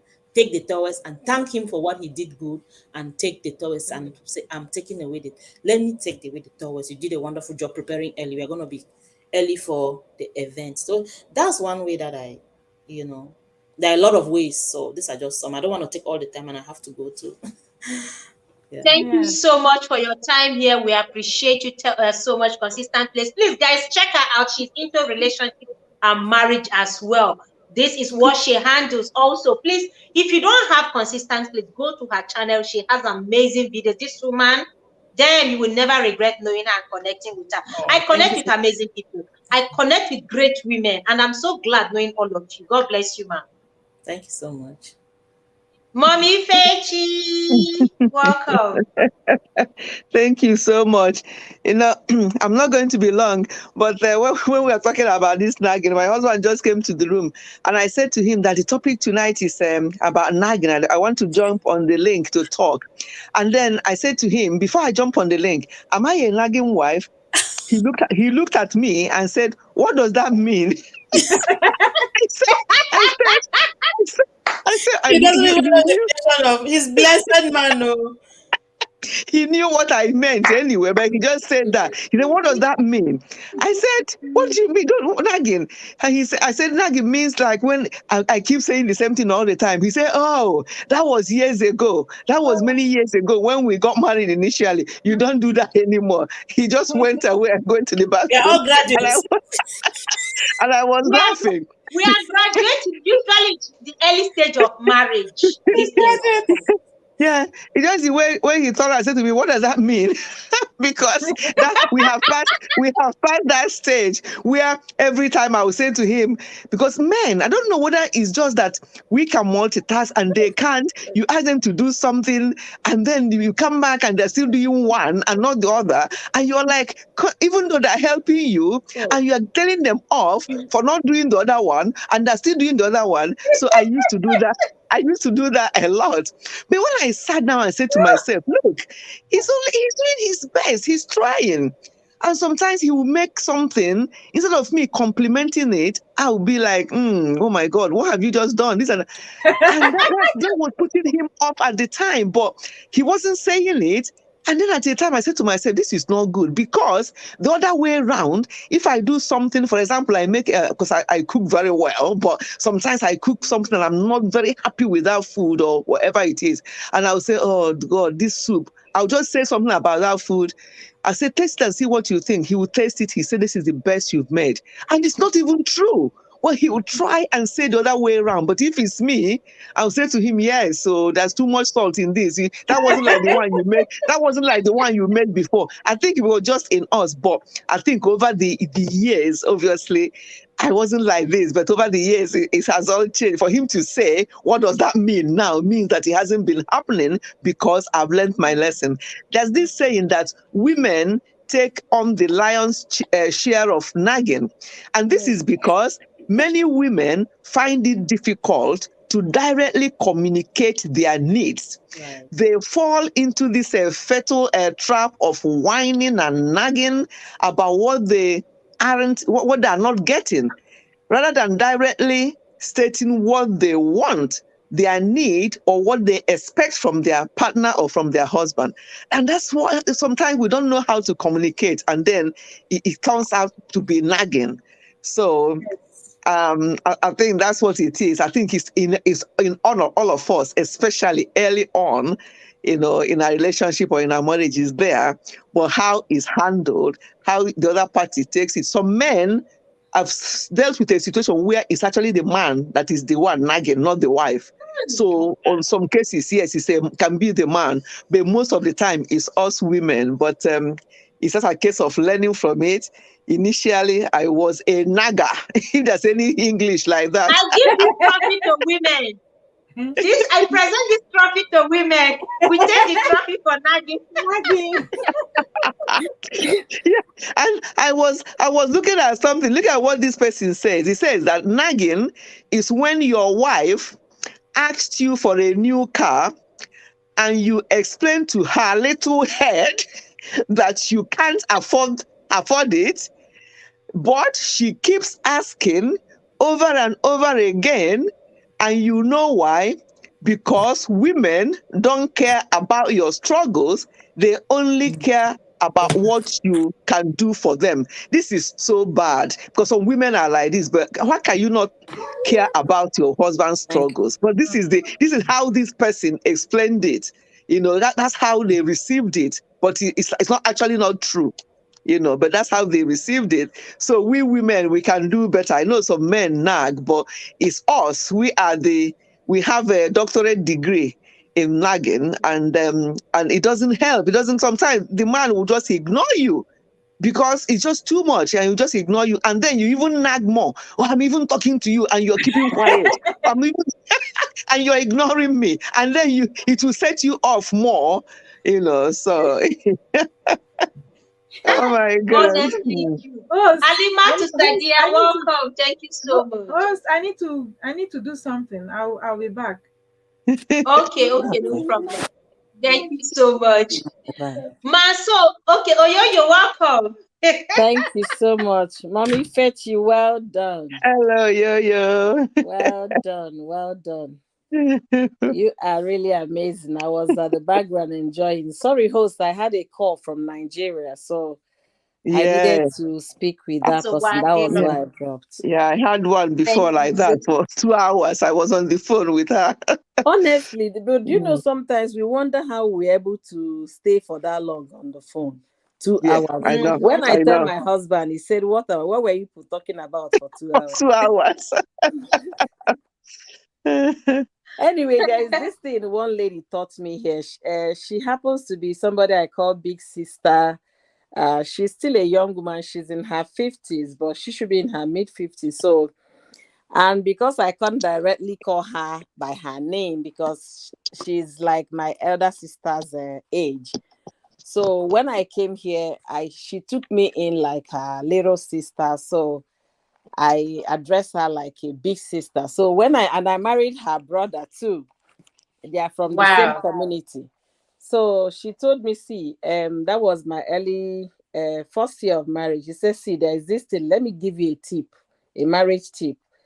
Jokingly, she said when they were still having kids and they were growing, they were still, just the stage I was at the time that her husband is this fashionable person that will always want to look on point. My children must look on point as well. And she was juggling from school, doing her master's in pharmacy at the time, working, and then children. So she would just arrange the children, put them together and be on her way. Her husband would complain and complain and complain. So it got to her that this man does not understand. I have to be at school. I have to look after the children. I have to go to work. And I don't have the time to come and start looking for perfect matching clothes and all of that. So what she did was to tell honey, please, since I don't know how to dress them, can you take over that responsibility and start dressing them? Since you dress them at least the way you want them to look, right? She said it nicely in a very, calm way. And the man said, okay, yeah, I can take care of that. I can take care. That was the last day she dressed up the kids. So the man, anyone her husband complains that she doesn't know how to do, she will say, honey, please, can you take care of that since I'm not good at so the man now realized that he was taking the whole chores in the house, and that was how he stopped complaining. So she said that thing works like magic. Oh, So the man will take care of the children. If he complains the food is not so good today, he will take care of the dinner next time. So by the time the man realizes, cleaning the house, the man does the cleaning, the man does the children. So all she knows is to go to work, come back, go to school, and then sleep. For the first time, she started sleeping. So She she got told me, him there. she told me, see, try this. You don't even get into nagging with any man. Don't bother. I said, I don't even have energy for nagging. For me to nag, I would rather carry my phone and call my mother and be gisting for 2 hours, 3 hours, than having time to come and quarrel with you. I will tell you, see, this life is too short, so I don't want to die on time. So what am I Mm, trying to say here? There are some little things we can be able to talk to ourselves, even while we are getting into marriage. I don't want to be this. I don't, even if you saw your mother doing that, I don't want to be a version of my mother in that angle. I want to be yeah. a better version of my mother. And for us, the mm, mothers, for us, some of us, we did not know that when a boy uses a bathroom, you have to tell the boy to take down the toilet seat so that Mm, the child will know Not when he married somebody's wife that was somebody's daughter that was raised well, that the toilet seat must be lifted up before a man uses it. And the man will keep messing it up. That's the first Ọ bụkwa na quarrel. onye ọbụla nwe toilet seat with cover na n'ụlọ biko nọ. Toilet seat Most a na-akpakapụ, houses. so how would they even know? How would is it the toilet seat a na-akpakapụ that you're talking about? You see, Omage, that's where the problem lies. Do you know there is a couple in the US? That's what they went to therapy for. That each time I will raise this toilet seat up, he will just come and pee Welcome, and pee with. unique Lady P. Sorry, welcome, unique Lady P. Continue, my dear. So that was what they went for, to see a therapist based on the toilet. And I now recall, like you said, toilet seats back home. And I now recall growing up, I didn't hear my mother teaching the sons. You understand? Before you go to pee, you have to raise the seat. I became very conscious of it. Because, bathroom, when you share the same sink, bowl where you brush your teeth, people fight over it. In the US now, what they do is dual bathrooms. You see a couple of, they are choosing a house where they want to. They are looking for a bathroom with dual. So that if the man is messing his own up, my own will be clean. Do you understand? So everything is now personalized. But the toilet bowl, they're not going to put two in the bathroom. So if you marry a woman that is prim and proper, that's the first battle the first challenge they are going to have. Why can't it's And just a toothpaste. simple, just raise the seat and pee. Is it that difficult? The woman is already sparking. You understand? So we mothers, that's another thing we should be able to teach our kids. This is what is obtainable in your society. You should know this before you leave my house. Not when you get married, you now start looking like a novice that you were not taught. There are also some smart boys, when they get into colleges, they learn those things themselves, or even as they read, they learn those things by themselves. But we should make effort to limit the kind of challenges that might arise tomorrow, to be nagging or bring a nagging situation. So like I stated before, it's an institution we don't have any manual to. We keep working on what works best for the two people involved. If you notice that your husband hates nagging, this word is very simple. If only we can understand it. Yeah. I'm telling you. It's Mom very of simple. triplets, welcome. Thank you so much. Unique Lady P, thank you so much. Please, guys, thumbs up the stream, okay? Don't forget to thumbs up because now Oyoyo's word. This before you leave them, there are, like I mentioned before, how do you now register? If you keep quiet, there are some men who don't learn fast. Like they don't pick it. I know I'm mentioning this because some people are dealing with with this issue. Those men who don't pick up fast, if you keep quiet and ignore, they will never do that thing. You will never get that thing done. You will never get them to do that thing. So how do you handle it? Mommy Fechi or Yo-Yo, how would one handle this issue? If you keep quiet, they say silence is the best. How then do you now change, or not changing the man, but change that thing that the person is doing that is making a woman nag? Okay, I'm going to give a few examples, right? Let me say now, if I come into the home, I see something that is not in the right place. The first thing my mother taught me was to pick up that thing and put it in the right place. You don't have to wait until the person that made the mess to come and clean it. That's how I was raised. Then my husband will come, I will put something, he will see it and pass and come and tell me, look at what you left over there. I say, that's the reason why I have you as my better half. The one I couldn't do, you do it. That's the whole essence of this two becoming one. He said, what do I mean? I say exactly what I mean. If I'm unable to do it, you understand, you help me to do that. That's why we complement each other. So ability to understand that this marriage is meant to work if only and only when the two people involved complement each other. We shouldn't be that, always judgmental. Why did you get it right? This, that. No, complementing each other is where you are weak, I pull my strength. Where I'm weak, you pull your strength. And okay, if you have a problem, that is bothering you, your husband is not getting it, is not even, no matter how he's making effort to you, he's not making effort. You don't have to come and start ringing it as a bell on his ears for him to change. You understand? We know it is very difficult to change an adult. We can influence good behavior. And how do you influence good behavior? Is it with a bad behavior? No. You influence good behavior by proving to that person, hey, honey, you're supposed to have taken the trash, but you know what? I waited for you, didn't come back, and then I took it out.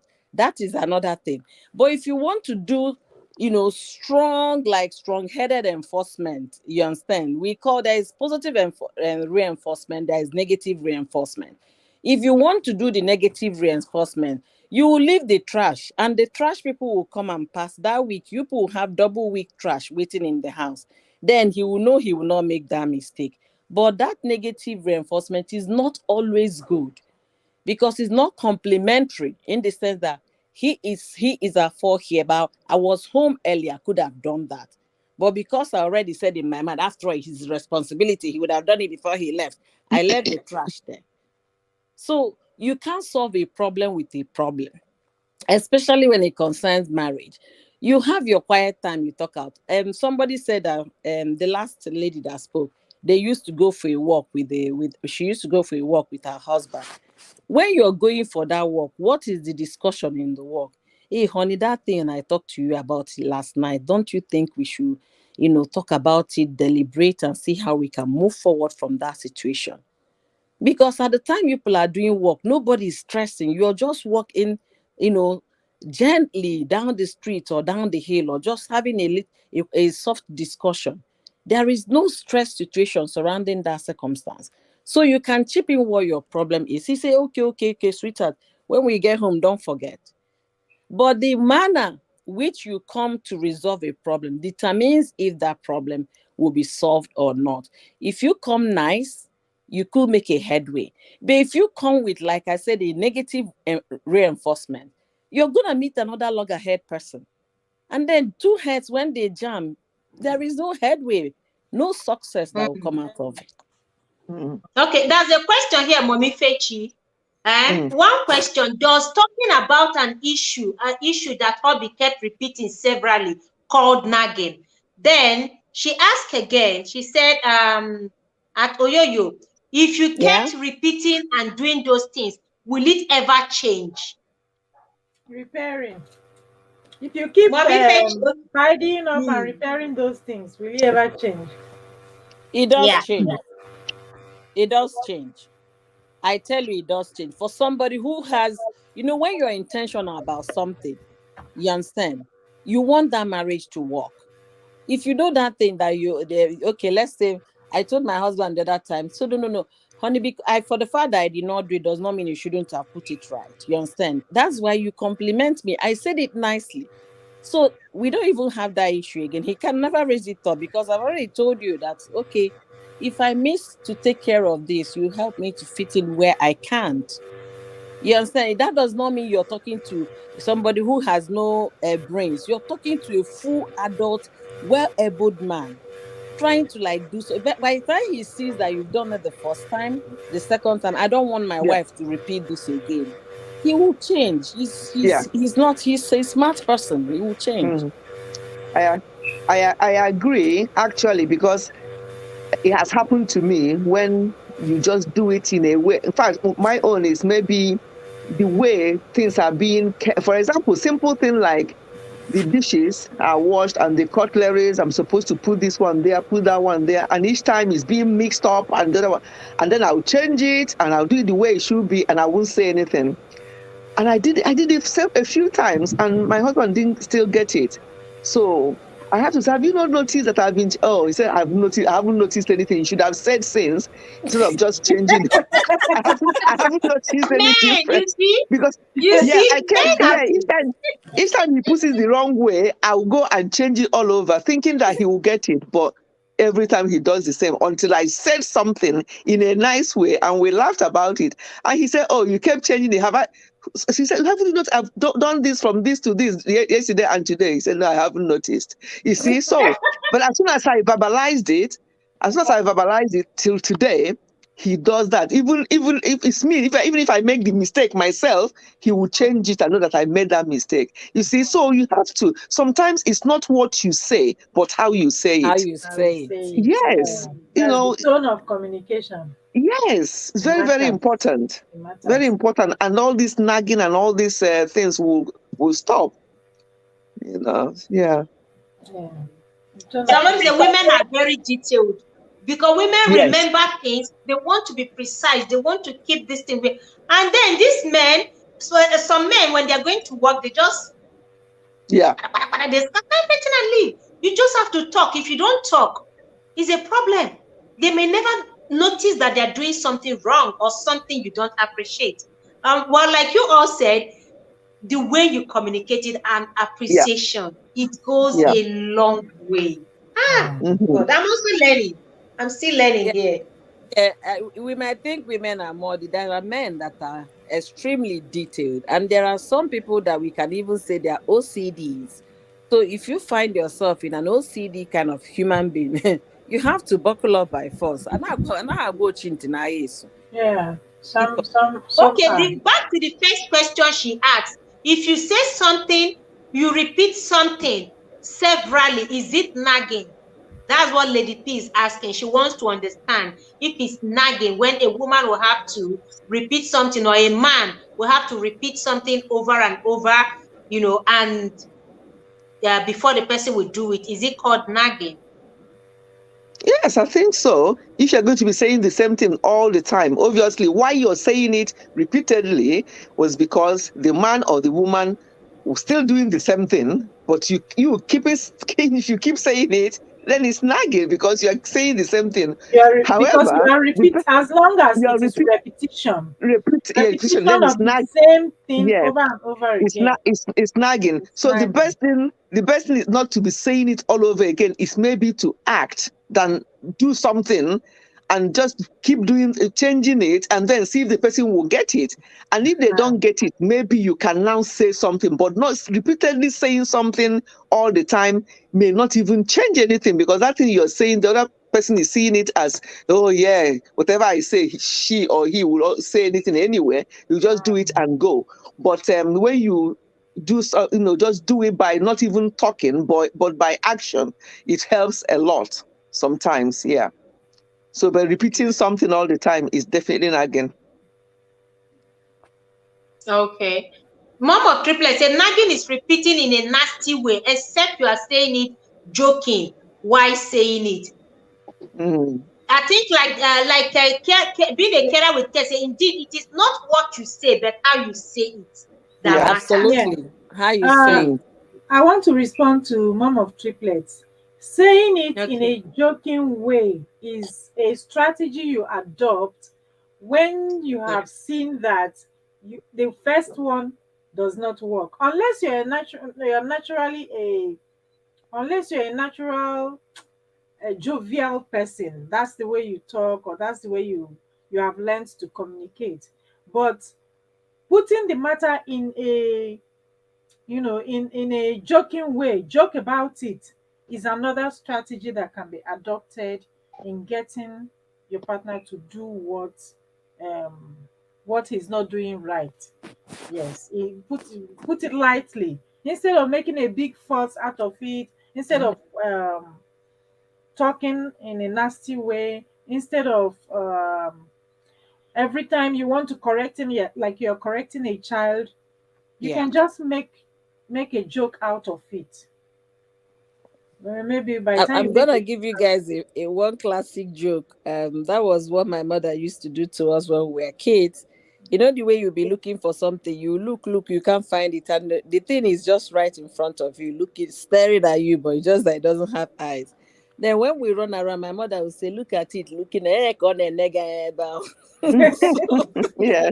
So if my husband said, "Where is it?" Well, I say, you didn't find it, but it's there." And I say, "No, I'm looking at it." I say, "Look at it, not a hair nagging." The man got used to anytime he's looking at it. Don't come and tell me he's staring at me. Oh, where is he? Just bring it for me. Let me. exactly, yeah, jokes help too. Yeah. Yeah. So joking is another strategy. Sometimes I once asked my husband that does he know any man that I can hire out there so that he can spend time with me? But I'm looking for a man. That's a good one. I'm badly looking for a man who can just sit with me and just have spend time. I just want to talk to a man. If he knows any man, let him refer him my way. Yeah. Hmm. Jokes, no. Oh God. Oh God. And he looked Princess, at me okay. and told me that you are something else. As I'm asking for a man, you are saying I'm something else. I need a man to sit by me so that right. Yeah, so joke is a strategy Oh and also depends how you handle your jokes too. So Yeah. Yes, yes. It depends on how you handle your jokes too. my. and to answer the question you asked, Spice, you asked that how can we do to stop nagging? What did you say? What can we do? Yes, yes. Right. Yes, strategies, because we are wives, especially, this is usually at the early stage of marriage that it affects a lot of women. In fact, a Right. lot of women in their early years of marriage nag, and that's because they're trying to understand themselves. And most often times, if it is not properly handled, this is where the marriage begins to break up, even before Right. it starts. Yeah, So, communication what is is the best way for wives who are just coming in into Candy, marriage? I'm coming. Sorry, I just brought the kids back from school. They went out in the car. So yeah, sorry about that. Yeah. So So for young wives to mhm, avoid nagging, because most often times, if it's not properly handled, it can be the beginning of the breakup. You understand? So I'm asking because we are all matured. I have matured women here full of wisdom. Now, for any young lady watching this now, what is the best form of approach in that early years of marriage when it's still very delicate, when you're still trying to understand each other? Because most often times it is nagging we start with to to send a message out. What other format should we start with in the early years of marriage? yeah, I feel that it's a mindset thing. You have to come. Most women come to marriage with a mindset that they have to fix the man, and it usually backfire for some of us before we adjust. If you can come out with a mindset that you're not coming to train your husband, as the Bible says, train up a child.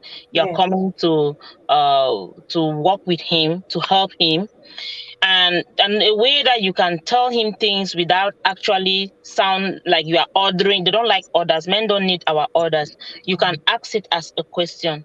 um would you mind helping me, and not in that tone, like if you are actually asking it, like if he has a chance in his schedule, can he help you? That is how he has to perceive it, that he has an option not to do it. But in the actual sense of it, when you ask it that way, they hardly turn it down than you putting it out there as an order.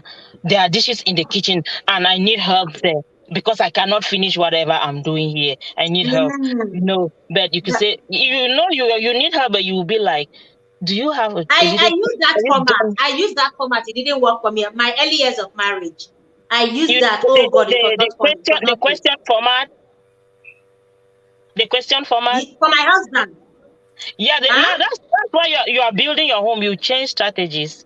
Maybe if that doesn't work Yes, for you, yes, you try joke. If joke doesn't work for yes. you, that's when, I mean, I don't know if all of us here are Christians. That's when you are Christian. Go back to the father and tell him you've used all the strategies. You've shut your mouth. Done this, and make sure that the intent, the motivation in your heart is intentional. Someone mentioned that here when I was driving, that the intentionality of what you are doing. Are you just releasing your emotions out there, like hyping up, like I can't believe this man is not helping, or you are actually trying to build something? Because building is intentional. If you are using a joke with intentionality, that I want to make this man to understand what I'm trying to communicate. For instance, me asking my husband that, do you know any man out there that I can pay so that he can come? My intention was to get his attention, and I was not upset. And it's not because I wanted a man. I was trying to make him to pay attention to me, and it worked. It might not work if I really was upset at him and trying to like make him feel or hurt his feeling. If my intentions were to hurt his feeling, it won't work. It can backfire. that thing can backfire because it's an expensive joke. But my intention behind is that I really want him to get to understand what I want. That I need his attention here. So the intention behind it to carries the deal. If you are telling someone that, do you have a chance to help me, that you're already upset, you're no more intentional. Intentional means even in the heat of it, you have an intention to achieve a goal, not to express your frustration, or because the intention behind it carries the energy of the speech. And they will feel it. There is a spiritual principle behind it. So your intention behind whatever you are saying carries the speech. There is sometimes that you can really be high or loud in what you are saying, but the intention behind it will absorb the shock of the loudness of your voice. So the intention behind everything, if you are frustrated, the frustration will pass off. If you're loving, the love and the affection will pass on through the words. So the reason our words is just 30%, the intention behind it is really what matters most. And most of the time, expectation, we should not have that expectation is what makes us now, oh, he was supposed to have cleaned the dishes, he was supposed to have helped me with the kids, he was supposed to have done this, he was supposed to have done that. That's the expectation that will kill us.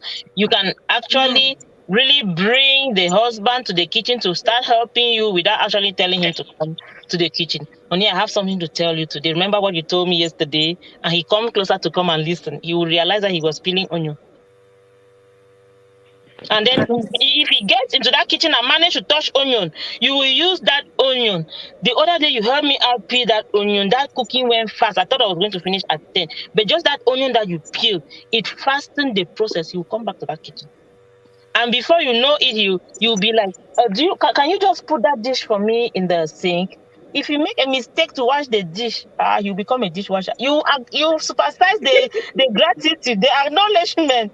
Like someone said here, how one woman used that strategy and the husband became the chore manager in the house. Like if you taste that soup and it doesn't work, you will cook the next dinner. It works like magic. The thing is that women are scared to try it. And the intention with which you are trying, and the intention with which you try it is what carries the success of that plan. Guys, so when you get intentional about trying all these things, this might work for me and that might not work for you. Some men and someone said something when I was driving that, well, sometimes your husband is doing something, you come and you just fix. You don't talk to them. You think that they will learn from you fixing. No, they're not paying attention. What I do is that if, for instance, I said that if you take out the trash and you do not replace the bag, I am not going to nag that. How can you take out the trash and don't? You know, when you open the trash can, you just throw trash in the bare trash. That's so annoying. You can say something bad to somebody. Yeah. But I will not say it. I will say, oh, thank you for taking out the trash. And I make sure that I'm intentional and that my emotions are under check. I bring it up. Thank you so much for. I realized you take out the trash. The trash was full. I thought I was going to come take it. You took it. Thank you so much. Give him a tap. Okay, let me just put the trash back. Make sure he hears it. Let me just put the trash back. Thank you for doing the dishes. Let me just wipe the water off. Thank you for doing the dishes. Like someone said, cutlery. Let me just arrange the cutlery. And then when you arrange the cutlery, you are into a pleasant conversation. He is looking and he has heard you, but you were not nagging it to him, but you are communicating it to yourself. Let me just fix. And now he knows that, when they do this, they have to arrange the cutleries. So that's how it will sink into him. And the next time you wash the dishes, watch. You arrange the cutleries. Is this how you like it? I knew that is how you like it. Because you compare. If you just do it silently, like, I don't know how this man can just do dishes and just leave water all over the sink and just the pots are all over. He will not listen to you. He will run. Yeah. Okay. Do we have wives going through this here? Come and learn from wise women here. Oh, even me, I am, as we are speaking, as you all are speaking, I am looking back at my early mistake. I am looking back at my first year of marriage. I'm looking back at how I struggled through it and how I learned over time and how things are better today. Like if my husband were to be here, he would testify about my first year of marriage. If he's here now, he will tell you. I mean, this is full of wisdom. And I wish a lot of young women, young wives are here listening. They will not make the mistake. They will not. Yes, I need to go down shortly, but just one last word. What the consistent place said was very, very correct. Because when I was doing that, arranging those cutleries, I didn't say anything. I thought he would get it, but he didn't. But when I now said it, obviously said it in a calm way, he got it immediately and started doing that. So sometimes somebody was saying here about communication, sit down and talk instead of nagging and saying things to yourself or shouting it out, thinking that the person will get it. The person is to communicate it in a nice way. Just Right. like I said, not what you say, but how you say it, and the person will get it. Not shouting at the person or not even appreciating the little the person did, especially our husbands, they cannot multitask. So if they're able to do one thing at a time, appreciate them for that. And maybe they will see how you do it, and you can do something that you think they haven't done right, and they can see you how you do it. And next time, as she rightly said, they will actually do it that way. I've seen an example of that in my own home as well. So I think it's a case of us knowing how to talk instead of nagging. Instead of nagging, let us talk. Let us communicate. That will help a lot. And so I'm going to go down now. And I think we'll have to keep Mommy talking about these things. Yeah. Mommy Okay. Fechi, my Yes. mommy, God bless you. Thank you Thank so you much so much. for always giving me the honor, at Thank least you. loving me this much. Thank you so much. I love Thank you, you. my dear. Love you Welcome, Mrs. too. I love you. G. Good All night, right, good night, ma. everyone. Have a Thank you, pleasant Mommy Okay, night Faith. and bye. an Thank you amazing so much. Right. weekend. Okay, bye bye. Right. I would like to. Why I came back is there is Yeah. something I'd like to add. Although, Sorry, 1 second. 1 second, princess. 1 second. DND News Media, welcome. This is my first time seeing you here. Thank you so much for connecting with me. Thanks for the thumbs up. Thank you for joining. Please subscribe, okay? And leave me a comment in any of my videos so that I can come to you. I'm seeing the Brazilian flag. Is that a Brazilian flag? Wow, that's amazing. First time seeing someone in Brazil, Yeah, that's here, because I Jamaican. don't know any YouTuber here. Honestly. Okay, that's Jamaica. Yeah, Okay. yeah. Yeah, because It's Jamaican, I'm using Jamaican my phone, flag. so it's very timely. Okay. Jamaican. Yeah, okay, that's Jamaica. Welcome. Please connect with me, Mrs. G. Thank you so much. I appreciate you. I saw somebody here. I didn't want to interrupt the speaker. Oh, Julene, welcome, Queen. Welcome. Thank you so much for the thumbs up as well. I appreciate you. Please, Princess, you're saying something, ma'am. Yes. There is something that also works for me. I think it was Constance Space that talked about asking, that you can ask if instead of talking or nagging about it, just ask him to do something. By the time before you know it, you will start cutting onions. Before you know it, you start washing dishes and all that stuff. What I do is also, what worked for me is ask it as if you're asking a favor. Something like, please, could you please do me a favor? That is like Mm-hmm. national anthem in my mouth. Do me a Yeah. favor, please. It's like national anthem. So when you say somebody should do you a favor, the person the person feels, oh, okay, Cannot this reject, person, cannot say no, yes, cannot say no. he sees it as you need help in this area. Okay, please do me a favor, do that thing. Without it, that is like magic. It's like magic for me. Mm. So sometimes you used to joke. That was then. Sometimes you used to joke, all these favors that you're asking me, I hope you're going to pay back. I say, of course, now now pay back in kind.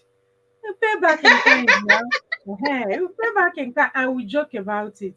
And before you know it, next day or some other time, that thing that I asked him to do for me as a favor, he's doing it without me asking him to do it as a favor again. Mm. He feels, oh, okay, since you need help in this area, let me just do it. Hey, you know how we do it now. Don't Eh, worry. you pay. And you pay in My kind and you husband pay in will always kind. remind me that I'm owing him 1 round. I Uh-huh. don't. I cannot calculate the number of rounds I'm owing him right now. Yes, whenever I ask for a favor, he will tell me that I should write it down. I'm owing him. So I have accumulated a lot of rounds now. I don't know. I'm stressed out already, It paying for cannot all be the favors he has exhausted. been doing. It cannot be exhausted, but it's just like an in-house joke, you know. But the most important thing is that he already knows that you Paying need for all help. the favors he has been doing. You need help in that area. It's why you're asking, or you say, oh, uh, please do me a favor, do this, pick up that pen while I carry this along, something Mm. like that. So he knows that you are doing something, is why you're asking him to do that favor. Yeah. So it works. It works. So It Then he again, works. I have something to say here. Um, I'm going to put it here. Our men should also be intentional about marriage. All we've been talking about women, what women can do, what women can do. It's not just a woman doing. It's both people getting involved doing things to make their marriage work. of Why course. do I say men should be intentional? I'm giving a typical example of an African, maybe Nigerian, Cameroon, whoever. For example, you leave your place where you are in overseas, you went to Nigeria, and then you got a wife. Before that woman came to join you, Please keep you get talking. I'm not ignoring you. I just want to quickly keep talking. 1 second. okay. Keep talking, please. I'm listening. So before the woman comes to join you, you've been doing your dishes, you've been doing your trash, you've been doing a whole lot in your home, keeping everywhere clean. Then the moment the woman comes, you now hands up everything, and then she within 9 months, 1 year that she joined, maybe a baby is also on the way or a baby has joined as well.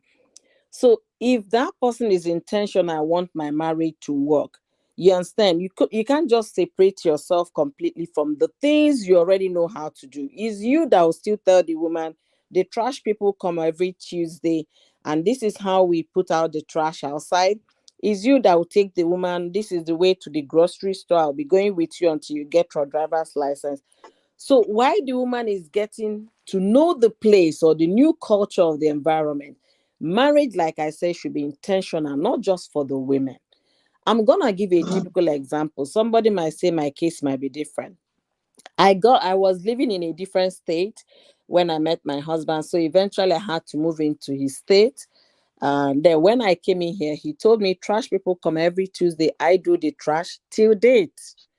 Then if he comes into the house and step on on sand, and I'm still not back from work, for example, he can't wait for me to come back. He will get a broom immediately, because it's also his home. It's not just the woman's Mm. home. He will get a Yeah. broom, sweep it off. As he's sweeping, I might just drive in. What will come out from my mouth? Oh, sweetheart, thank you so much. Thank you. You understand? And he would definitely appreciate it. So I Yeah. said, being intentional about your marriage is not just a woman's duty. It's also a man's duty to be intentional. Even as some people don't even recognize to tell their wives, thank you for, I came in, the house is sparkling.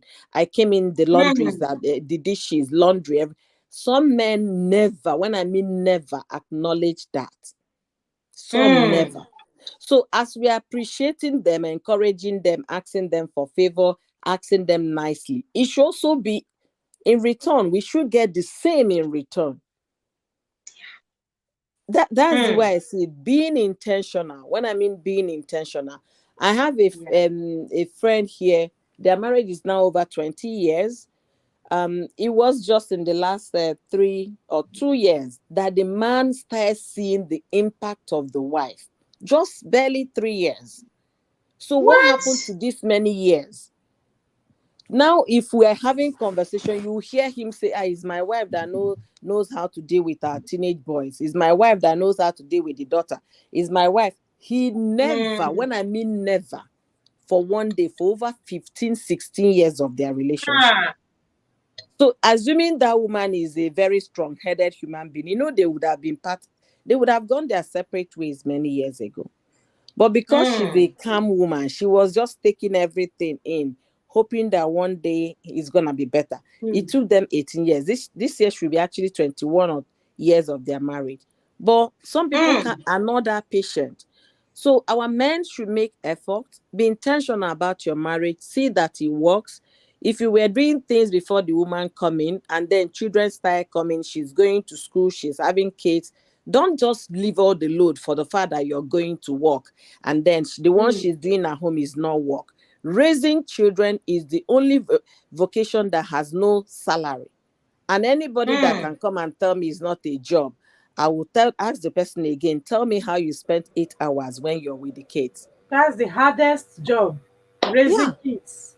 It is the hardest job, but people don't take it as jobs. They don't. That's why they will go out and come back. You've been in the house since morning. You didn't even clean this. No. Men should complement so that we have a balanced marriage. This is for men.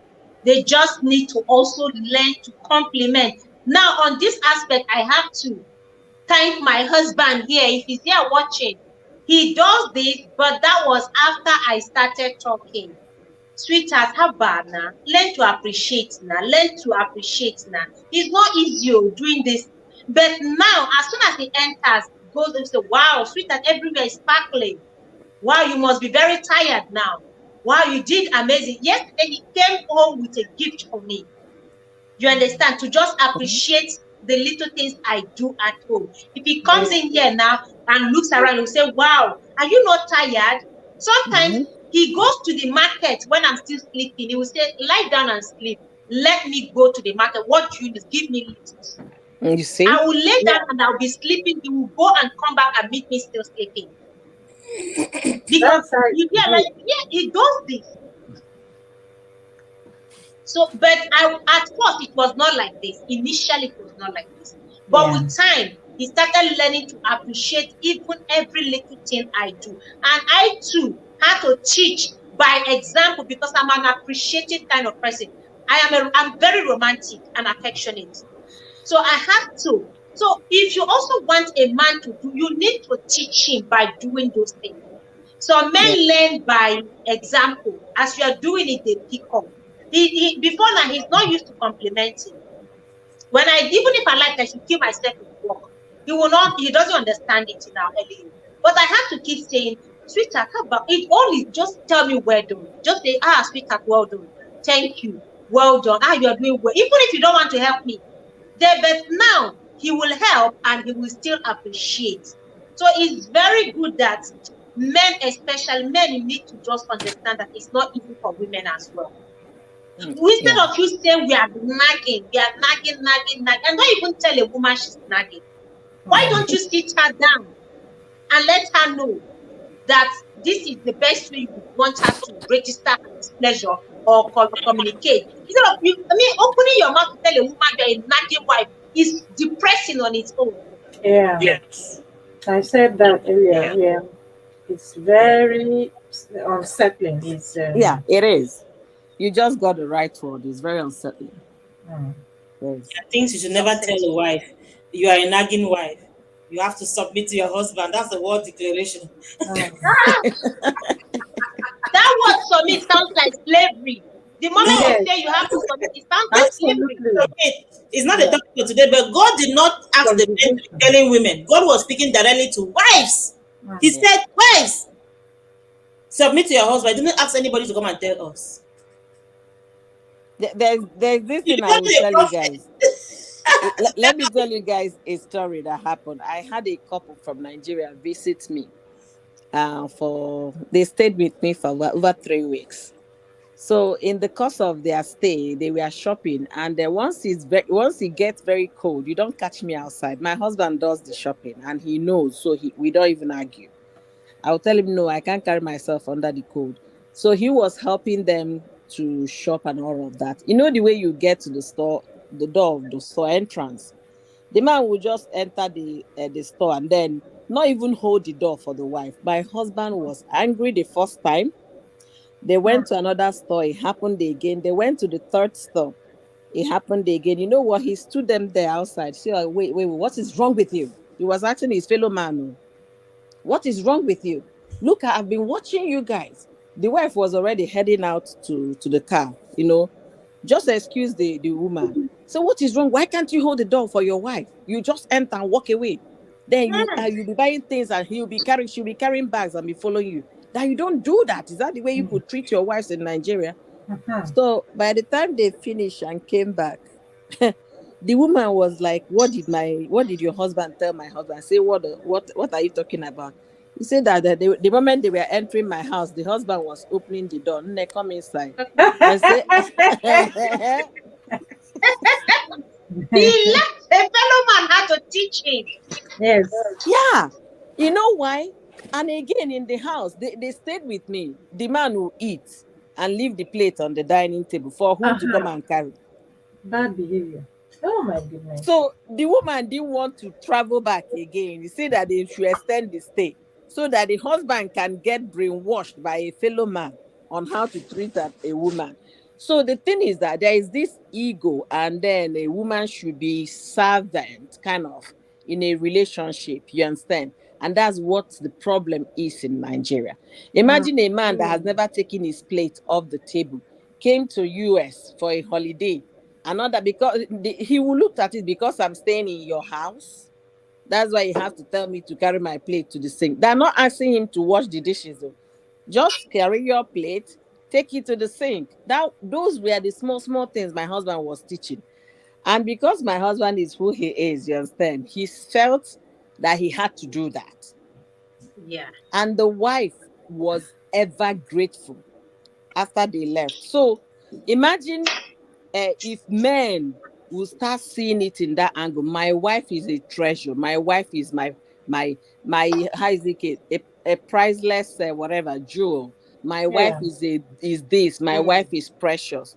When you get into the store, they will be able to push the cart and not you pushing the cart. They will be able to help you carry the bag. They will open the car door for you to sit down, open the door for you to enter. But our men don't do that. And we are not even teaching it to our kids. I've told you a story here where my friend went to church with the family. The husband just came and entered the door seat and sat down. The son turned 16. "Mommy, why is it that daddy has never opened the door for you?" Whoa. 16-year-old boy. The So Banigos, welcome. It got to be done. Welcome. Thanks for the thumbs up, guys. Thank you so much. Are you serious? yeah, so our men should also, like, that's why I said marriage is you have to be intentional for it to work. And it's not just women. There are Yeah. some things we might not be able to teach to our sons, but their father could do the teaching. When the 16-year-old boy throws it to you, "Daddy, how come, mommy, how come I haven't seen daddy open the door for you to sit down?" The woman came telling me she felt like crying. I said, "No." What did she say? That she spoke to the son, that for the fact that your daddy doesn't do it doesn't mean it's not the right thing to do. It is the right thing to do. And when you grow up to have your wife tomorrow, please do that for your wife. She deserves that. But Yeah. character it needs to be everyday thing you see, you observe, you learn. That's how you form a character. So Yes. that influence is something that child needs to witness happen. But if you're not seeing it, you can do the teaching. Yeah, that's true. Wow. I think Wow. marriage is a two thing. That's true. That marriage is a two people thing. The two people contribute. But there's something that I always want to tell us women. Most of the time, when I take women through my program, they say my husband needs to be here because it's not going to be me alone. I say I don't do boys. And by the time we are through, they are just overwhelming me with transformation because there is a way to do it. The thing is that where energy goes, I mean, where your attention goes, energy flows. And if I may say, someone in a Christian way, where your attention go, anointing flows. Someone wrote on the comments here that when they realize that when they go on their knees, God does it for them. And they wonder why they were even stressing themselves in the beginning. We women, Yeah. we are here to learn, and respectfully speaking, all of us have come a long way. I'll be celebrating my 17th anniversary in a week's time. So we have come. Mhm. Yeah, Hallelujah. yeah, and I'm having Birthday next week, anniversary next week. yeah, Glory. having a couples only workshop just for couples, no kids.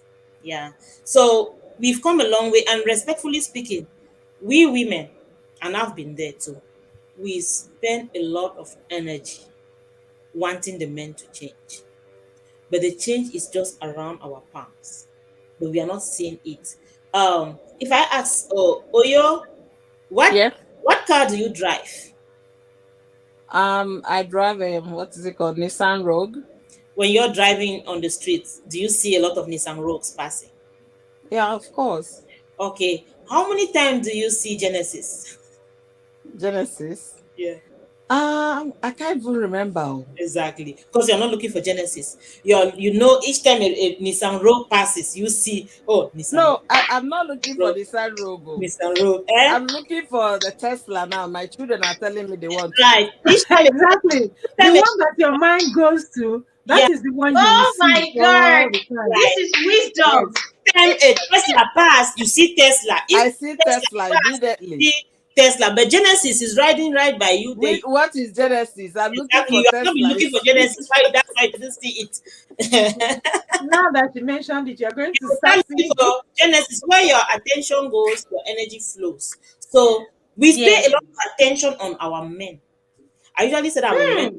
it's to a fault, because we women, we are passing on our superpower to the men, and when they take it, they even don't know what to do with it. We have superpower to change, and that is backed up by the word of God. And if we are Christians, I assume, and maybe or maybe not, but like from a Christian standpoint, that is backed up by scripture. We have power to transform our, and this is working miracle. I'm saying this out of experience. I'm a marriage coach, and I coach women. I don't do couples, because I don't want to come and see people pointing fingers before me. It's you. You are supposed to know that you have to help me too. It's not me alone. But when I just do women, they come and give me their husband testimony. I say, "Is your husband doing my course?" No, but he's getting the change. I've transformed my Hmm. husband. I'm manipulating the way I want without even telling him that that's what I'm doing. There is a Hmm. way to do it that resides in the power that God has invested in us. And I said it before, that we have the power to build.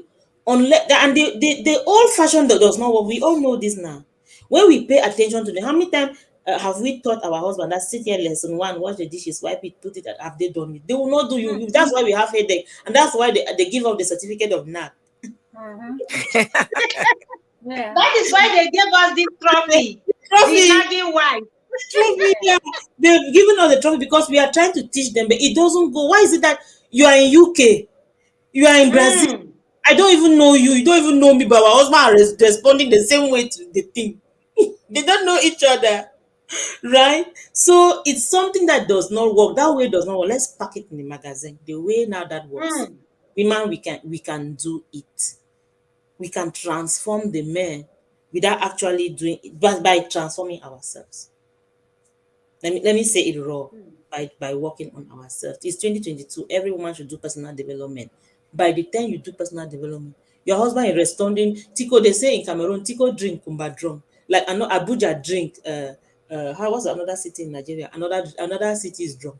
Lagos get drunk. Drunk. Abuja drink. Lagos drunk. Like you are drinking, your husband is getting drunk. Like it's, I don't know if it's sexually transmitted, but it's affecting. It's affecting him. You are changing yourself and it's affecting him. You are working on yourself and the man is changing. You look at him as if you are changing. He's changing.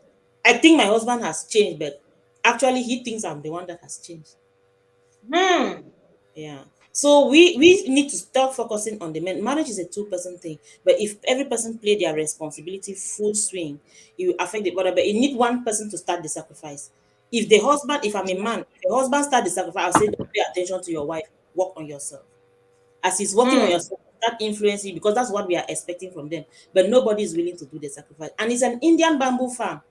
Indian bamboo, the first year you plant it, it doesn't even shoot.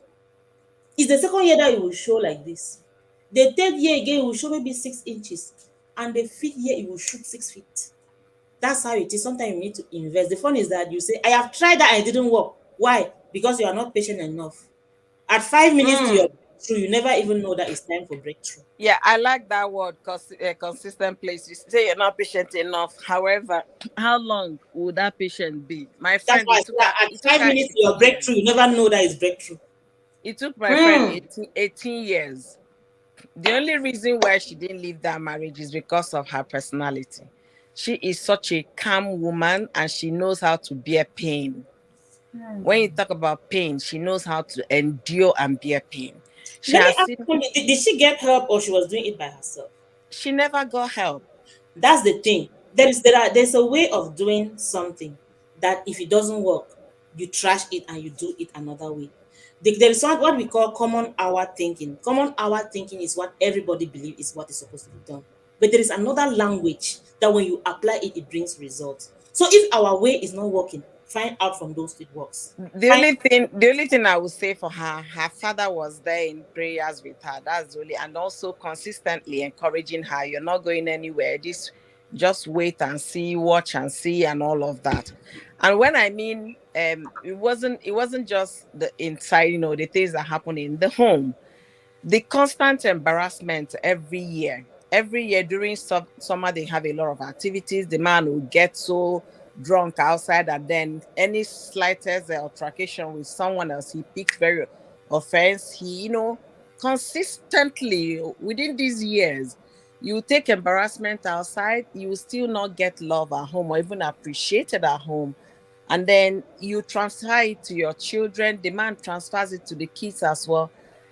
It's just that that woman is one special being. Well, I like saying it the way it is, Yeah, because if you and were my kind sometimes of too, person, it's an exception. There's a problem with the man. Sometimes too, and not every case is the same. Sometimes the man needs therapy. He actually needs treatment for something that is ongoing. I remember there was a woman here that really wanted to divorce the husband. They've been married for a very long time. She was not standing. She's like, I don't believe my husband. Guess what? They went to the hospital. That man had a diagnosis. There was something going, and the woman was remorseful in tears, like, this man has been sick all this while, and I just thought that he was mean. No matter what the woman does, it doesn't work. No matter what the woman does, it doesn't work. There are cases too like that. In as much as I'm not only saying that it has to be the way I'm saying it, these are situations, these are unique situations that we need to invest into it. And then maybe bring in a therapist. Maybe has a diagnosis, he has a trauma, a post-traumatic disorder that he's dealing with that needs to be addressed, needs to go through therapy before coming to do his marriage. you talk to our African. Is there getting, the feedback of I something think that she accidentally dropped. right? Julie Roselle, hidden treasure. Welcome, Julie. Thank you so much for joining, Julie. Welcome. I think Perhaps Oyoyo accidentally dropped while she was talking. Yeah. she might come back. She I fell don't off think the truck. she fell off. Yes, Yeah. she The fell off. problem is the man is having a problem and nobody knows. It's identifying that the man is having a problem and everybody is there busy praying. Prayer has to go with the part of man. There is a part of God and the part of man. You can you if you we pray and we violate principles, it will not work. Onwa, spice it up. If you are praying for a pregnancy and you are not doing the pregnancy getting thing, it will not work. Right? If I'm not doing the do and I'm just praying, it will not work. A prostitute doesn't pray and do the do, she will be pregnant. Yes, Right. So, absolutely. because God has invested dynamics in the principle that He has already put out in the world, in nature. They are there. If you climb on a story building, you fall, you don't need Satan to come and kill you. Just nature will kill you. Right. So we cannot be praying for things that there are things that we can do. They say that knowledge is knowledge which wisdom is profitable. Like we need to pay everything we have to get knowledge. And if we don't have knowledge, we'll suffer the consequence of lack of knowledge. That's why I ask, when we are doing this thing, we are bombarding all those prayers, praying in tongues and doing the right, talking to bringing pastors in. If it is not working, let's find out, is there something, a principle that we are violating? You cannot hold seed in your hand and you're praying that corn should grow when you did not plant it. Pray in tongues, speak in the ask people, put a man of God in a piece of land and put a murderer in a piece of land and let the man of God be praying in tongues and let the murderer walk the farm, plant and water. This corn will grow. the mother that come will grow and you will harvest while the man of God is still praying in tongues with his seed in his hand. So God has already Mm. principles. The difference now is that when you do it with God, your results are blessed. Right? When you do it Okay. without God, well, you are on your own. You are on Mm. your that's the Wow. difference. So it doesn't matter if you have people around you praying, if you are violating the principle of submission, it's not gonna work. If you are nagging, it's not gonna work. Because the Bible has even advised men that than to keep a nag, be in a house with a nagging woman, better go to the wilderness. So you might be sending your husband to the wilderness and you are praying for a happy marriage. You cannot violate a Mm. principle. You cannot have the two at the same time. You must Mm. submit, not nag. It's hard. It's sacrifice to submit. Is sacrifice to not nag. You have to have master yourself and do some personal development. Yeah. Not nag. Extra grace. Yeah.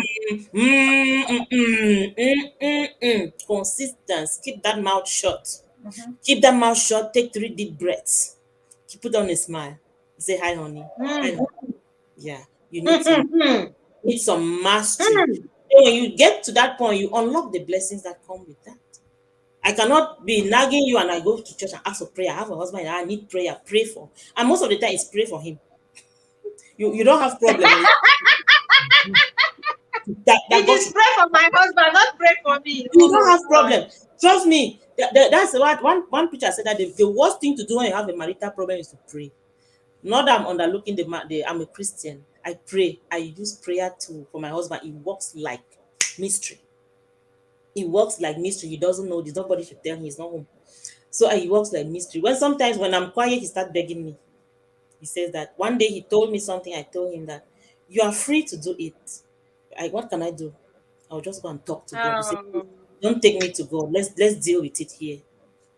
Right. So let's deal with it. He begged me that I should not go pray for it. Let's handle it between us. So the power of prayer, I said, whatever God has done to this man in the secret place is working. So I'm not Mm. disregarding the power of prayer. I'm just saying that praying without doing the do is not going to get you pregnant. And Praying without action. without action, what God has actually asked you to do will not take you to where you are, unless God has a special assignment like He had for Mary. Even in Oh, marriage, you Mm. cannot be not submitting, you are nagging, you are resentful, you are unforgiving, and you are praying for a marriage. Oh. yeah, Oh. I feel you, like dropping tears usually now. prayers. Somebody said something now. Said Simply. currently working on mastering the act of submission and nagging. And I pray that God will give you That's the grace to powerful. master it. As you are working on that, the dynamics of that will transform your home and you yourself will be Mm. stabilized. Mm. Because there are principles. You Yeah, that see, these things principles that you cannot Chimozoma Boko. principles. by God, Ah. bypass one by you activate your nagging. You have already signed your documents that your marriage will flow. God has already put in some principles, and all these principles are there. Millions of years they are going to be there. So as long as those Yes. principles are there, best thing is to identify the principles because they work, and then connect with the principles. When you pray, those principles will work for you. But if you Mm. don't do the principles, for example, the principle of say your husband has done something, forgive him, and forgive him. But the Bible says, don't allow your anger to go down. Don't go to sleep with your forgive him. That is a principle. Forgive. If you now don't forgive and you are going to pray, For him, I don't even know how to pray when I'm angry. how is it going to When I'm work? having issues with my husband, unresolved issues, I don't pray because I tell myself, how do I even talk to God? I feel so ashamed. I feel so dirty to even talk to Him. So I just go to bed. I don't even pray because I already know that I need to resolve that issue with Him first before I'll be able to talk to my Father. Yeah, so And you know the you just best keep way on to learning resolve and have the a lot to issue learn. is not to take that anger Okay, to God. Princess. The best way to resolve Princess, the we are saying issue. something that you want to go. Yeah, I want to go down. I want to Oh, leave the you have been so amazing. It's almost 3 hours. Thank you so much. God bless you, Princess. God bless you. nice I love meeting you. I love you. passion. Bye, Good night, everyone. Yes, Princess. please connect with Good her, night. guys. If you don't have her, please Yeah. connect to Princess Beyond Fashion. She's amazing. She will inspire you to be better. She will inspire, like, go to her channel and just check out her content. You'll be so amazed. You'll be glad you did. Believe me. Oh, Yes. yes. Thank you so much. Thank you. Thank you, Princess. So, host, I Yes. was telling you the best way to have that conversation is not to go to bed with anger. I know for some people it might be difficult. I learned that scripture of the Bible when I was 20. That was when I learned the scripture. Do not let the sun go down your anger. And that Yeah. has worked well for me since I learned it. No matter whoever gets me, even my siblings, Seven rules of no life. matter whoever you think, you got me angry, I'll come and sleep with your anger. Mm-mm. So when I Mm-mm. got married, I can't sleep. Mhm. We can't overstress the importance of communication. When I got married, I really had a lot of conversation with my husband. I said, this will not be a problem. Money will not be a problem. This will not be a problem. And don't expect me to have animosity in the sense that I'll carry thing angry the next day. Please, if we have anything going on, make sure we resolve it before we get to bed. Okay?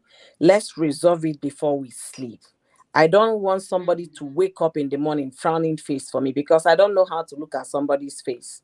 That is my weakest point. If you like, you frown your face, but let me at least preempt you that these are the things we should be able to do. So you don't expect me, you were angry since yesterday. I did not even recognize that. I didn't see that face. I want to see at least a face that will wake up in the morning and say, good morning, sweetheart. You understand?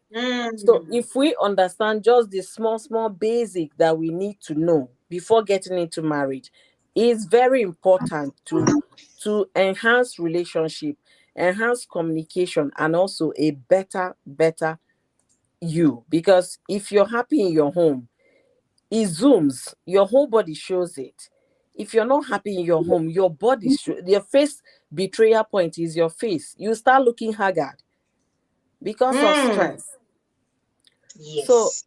understanding communication is key. If the person is doing something that will make you to nag, I don't even understand why people nag in the first place. Honestly, I don't. But because, like I said in the beginning of this show, that two different people coming together to live in one under one roof in the union called marriage, definitely they will have different opinions and all of that. So whereby your partner is not making any effort, the talk. Have the talk. We can't stop talking. Even as the kids are Mm. growing, we are still talking. I Mm. told you yesterday or today that I wanted to send you a video. I wanted to have a conversation with you. You understand? It still boils down to talk. The other person might not understand what you're saying, but still make effort to talk. When it boomerang, the Mm. person say, I was only trying to help. That was why Mm. I suggested that. So if you don't talk about it, there will be no solution to the problem. And talking about it, Welcome, Peppy. respectfully talking about it. Yeah. Communication. We can't overspread. Like we can't say it enough. Yeah. Communication is the solution to all this. Effective communication, saying things rather than just like somebody said, Chinwe Uzoma, welcome one your mile. This woman, let me finish before I will talk about your channel. You say, I am sure we can always do better than nagging reasonably. Nagging is like hiding under shield because you don't have solution that will bring peace and harmony. Mm-hmm. That's powerful. Yeah. Yeah. It's Communication is just the key. defense And we mechanism can't when say you it don't have enough. anything on the plate to offer. Yeah. Mm. So just and there is every tendency. We have that in naturally. Yeah. It's as if it's a natural default, but it's something that everyone can work on and master the act of resisting that nagging. Like we can resist it actually. We can work towards not using that nagging attitude, but using the right form of communication to send the message across or register a displeasure. Right. instead of just going off the hook. I always tell women that when I see somebody who nags now, I'm like, we don't pass that level now. Who does that? We You know, empower I'm still learning. I'm a work in progress. I'm still like, working on my own. girls, step up. In 2022, empower women don't nag. We don't pass that level. Mm. Yeah, that's a default approach to when you don't have strategy. Right. Another thing I will say here, for older women in our communities, when I mean communities, we have African community, in Nigeria we have Hausa, Igbo, Yoruba community, even Edo community, you understand? Yeah. Another thing I will say, we women should not be a contributor to a failed marriage. How do I mean that? There are people that when they see a young woman come into the community, you understand, the first advice they'll be giving the young woman, this is America, you have to open your eyes. Mm. You have Yeah. to shine your eyes. Yes. See, Mm. that thing can set a wrong impression, wrong messages into the young, naive girl coming from Africa. Do you understand what I'm saying? He can, okay, do I have any? Yeah, of course, this is America. You have this right. If they do paradigm, call 911. If they do Ah, this, call women's services. rebuke it. People are doing it. They did that So, to me. They did that to me. I said that I'll stand out different. I'll you not be see, part of the statistics. you see, Yeah. I'll you not be see part what of I'm saying? yeah.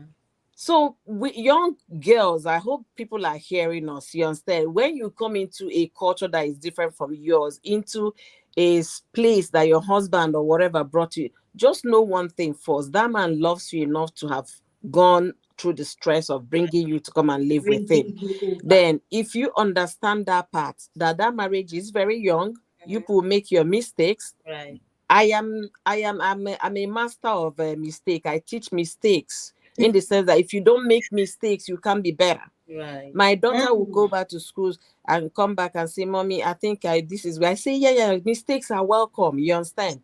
If you don't miss that track, you can't be able to be the first position the next time. That's So make your mistake, but what matters, what have you learned from that's that true. mistake? That's true. And that is about marriage. Young people, you people are bound to make mistakes.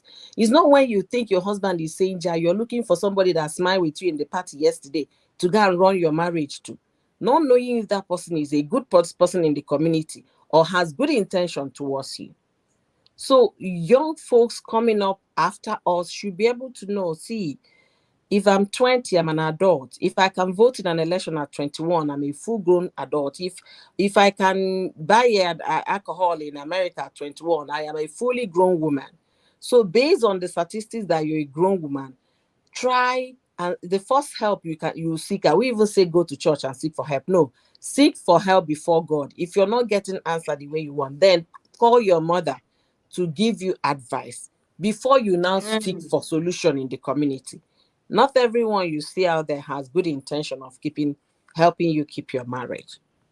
Absolutely.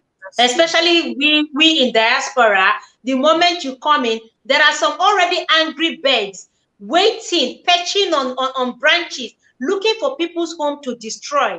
Because they are unhappy in their homes, they will do everything they can to also make other women unhappy and miserable. If yours is not working, if mine is not working, then nobody will work. There are women with that mindset. So as soon as these young wives come in, they start poisoning their minds. Don't let him talk to you anyhow. You are equal in this country. There is equality here. No, make sure, don't do this, don't do that. And this is if you are not strong enough as a woman, you don't know your place as a wife and as a mother, you will fall astray. You fall into their trap. And when that happens, nobody's going to come save you. You've lost your home. Marriage for me is precious. When people say marriage no be achievement, I just smile. No be achievement for you, thank you, but for me it's an achievement. I am happy. If it's not an achievement for you, fine. It is the priority you place, the value you place on something that determines how you handle that thing. If you don't place Yes. value on your marriage, you don't see it as a priority in your life. Like you don't see it worth more than gold. You are not going to do everything to save it and to protect it.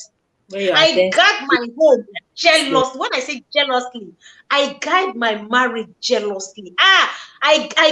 This is how I hold my marriage. You can't come in. You can't come in and break it. Again. You again. I'm You fine. can't break it because it is how I value it that I will protect it. Because I am happy. This is my safe haven. It's my safe haven. I'm enjoying it. So I'm not going to give you the chance, home or abroad, to come and ruin it for me. I won't. Yeah.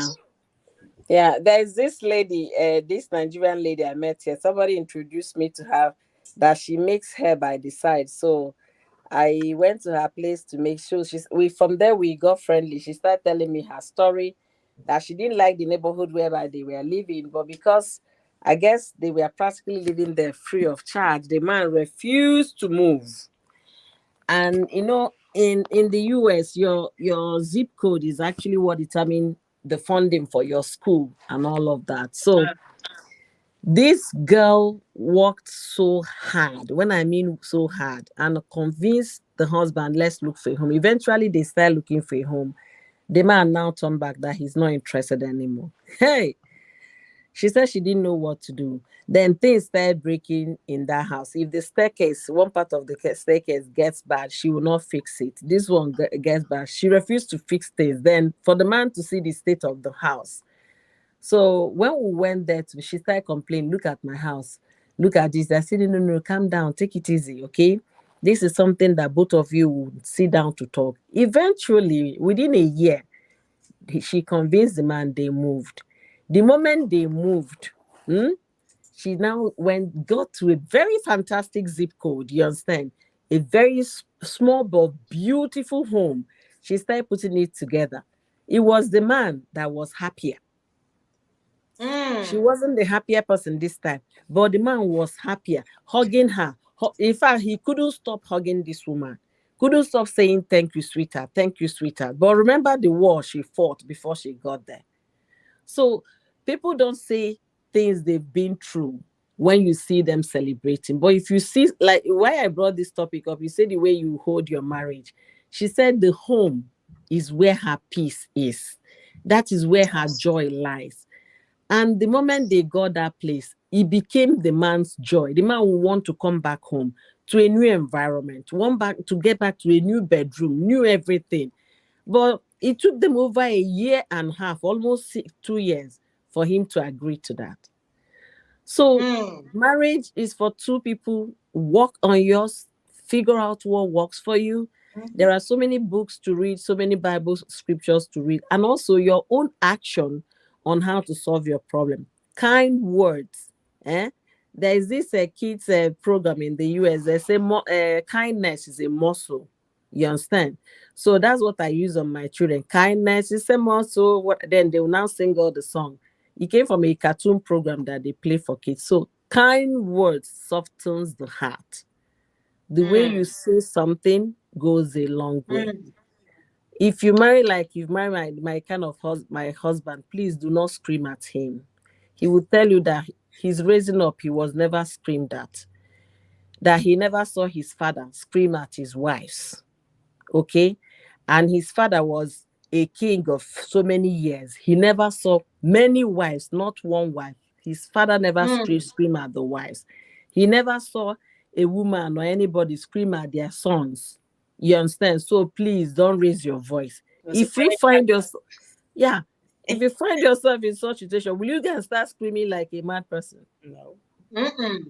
He has told you, please, this is my weak area. Don't scream at me. It frightens me. I don't like people yelling. You understand? So imagine yelling. Welcome, Doris Clem. Thank you so much, Queen. You scream at him, one day he will just, that kind of a man, he will just pick his car key and leave the house. Leave. Honestly, he can do it because this is what I hate, you understand, and you're still doing it. That becomes nagging. So we should be able to know the definition of nagging and then conversation and effective communication. We should be able to know that. Wow, thank you guys. Thank you so. In fact, I have learned so much, and I believe that everyone that came to this chat today, came to this live stream today, learned so much. Yeah. I keep saying that the purpose for this love night with spies is to bring out issues that we are going through, and then with the wise men coming up, we're going to learn because we don't know it all. Marriage is for me is a learning process. You don't just get married and learn everything overnight, but we learn every day. And there are some mistakes you might be making, and you will not know you're making certain mistakes, and that is the reason why you're having issues. But listening or hearing another person speak, you will now realize that, oh, I have been doing this thing wrongly. We learn daily. We can never stop learning. So long as we are alive, we can never stop learning. So I appreciate you women. Oh, consistency, please. God bless you. You brought your wisdom here today. Thank you so much. I appreciate you. Oh, you're Yondoki. Wanyoma. In fact, I will show you my love later. You know I already love you. You are here. You are beating. Beef. Yes, so Princess Beyond Passion, another amazing woman. And Mommy Fechi. Ah, God. In fact, I thank God daily. It is not me, it is God that brings amazing women here so that you can touch lives. I don't call any of you to say, oh, I'm streaming today, come. I don't send message to anyone and say, oh, I'm streaming, please do. You know why? Because I know God will bring you here to come and impact your wisdom on others and on me too, because I am equally learning. I am learning too. And I know, I know how many women that have come here and they must have picked 18 or 2 from all you have been saying. This means so much. God bless you all. Thank you so much. Oh, Yo-Yo, I don't know how to thank you enough. God put you in my path to always encourage me on this stream, because doing this daily is not easy. Some days I just don't feel like coming. But when I remember that I have people that will always come here to share their wisdom with me, I will just sit up, take my bath, and then come. I don't just, some days I don't plan topics. I will just wake up and then God will just say, talk about this, bring this up. And then wise women with so much wisdom will come up and share their wisdom with people here. It means so much. God bless you all. This is weekend. I have an exam tomorrow. Let me go and read so that I will pass. You pass in Jesus' name. Oh. Amen. Okay, teaching. Why are you in the US? What state are you in? Minnesota. Oh, okay. I'm in Illinois. I'm in Chicago. Oh, you're very close then. 6 hours drive. Yeah. Wow. God Nice is to meet awesome. you. Yes, sir. Thank you. Wow, thank you so much. Black Money Cubs, Doris Clem, Princess Beyond Passion, Peppy, everyone here. Yes, it's got to be done. Now, you see, somebody said, I love your topics. I'm going to connect with you. And that is how God brings people here daily. People who will come, and when they hear what we are talking about, they just love it. They connect. I am grateful. Thank you so much for connecting with me today. Yes, I'm meeting new people here. That's Julia Roselle. Thank you so much. Thank you, Cornelius. Thank you, the Banigos. Nemu Zonwanyoma. Thank you so much. I love you. Rebecca, Mrs. G. Thank you so much. D&D News Media. Thank you, Ujulin. Thank you so much, Mom of Triplets. Unique Lady P. How many will I mention? Thank you. Alima to Saidia, everyone here. In fact, God bless you. Have an amazing weekend. Enjoy yourself. Look, life is for the living. Make your marriage work. Make it work. Do all you can to make it a safe heaven, to make it a happy place, so that when your husband is coming, like my husband doesn't hang out. He doesn't know how men hang out. Sometimes I will tell him, sweetheart, don't you have friends you go and sit down with, like just hang out and maybe discuss? You say, no, what am I hanging out for when you are home? It gives me joy when I encourage him. I will say, sweetheart, why don't you call your friends and see if you? He said, no, since we got married, my husband has never left me at home to hang out. If he's going, he will say, are you going with me? He will ask, are you going with me? If you're not going with me, then no need, because he enjoys my company. I make the home very sweet. In fact, if you meet me at home, I am very naughty. I'm a very naughty wife. I am a very naughty wife. So what would the guy be looking at outside? The drink, you know, he buys drinks. See, as he's back now, he came back with drinks. He carries his drinks back home. And we drink weekends. And we sleep. And we make love. And we enjoy ourselves. This is what life is for. It is for the living. Marriage is sweet. He's back home now. When we finish, I will enter the bathroom, shower, I'll put on my sexy wears. And we get naughty. The weekend has started. My kids are home. This is what marriage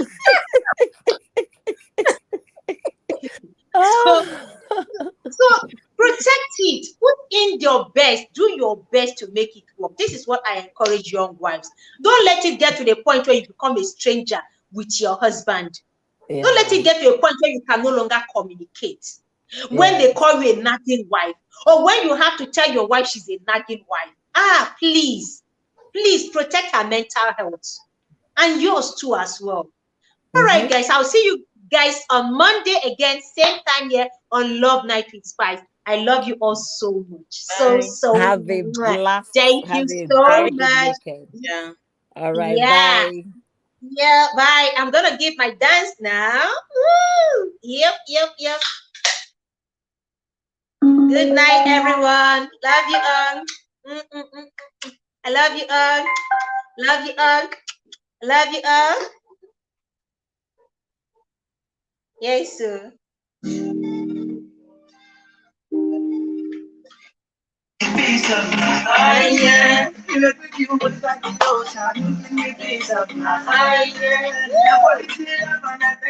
give me peace of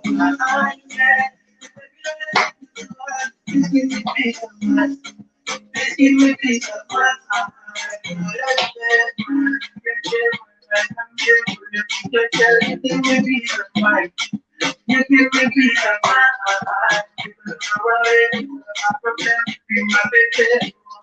You give me peace of mind. You give me peace of mind. Yes, I need you. Yes, I want you. You're the only one for me. I'm coming home after the party. The world is stressing me. I want you because I know that you're my company. And I'ma call you. Turn up. And you always come to me, peace of mind, yeah. You look at you like you give me peace of mind, yeah. Nobody's here, I'm not you give me peace of mind, yeah. Please give me peace of mind. Please give me peace of mind. You give me peace of mind. You give me peace of mind. You give me my problem, my baby. You give me peace of mind. You give me peace of mind. Good night, guys. Love you all. You didn't pay attention to the t-shirts. Yeah, this is customized for Love Night with Spice. Customized for Love Night with Spice.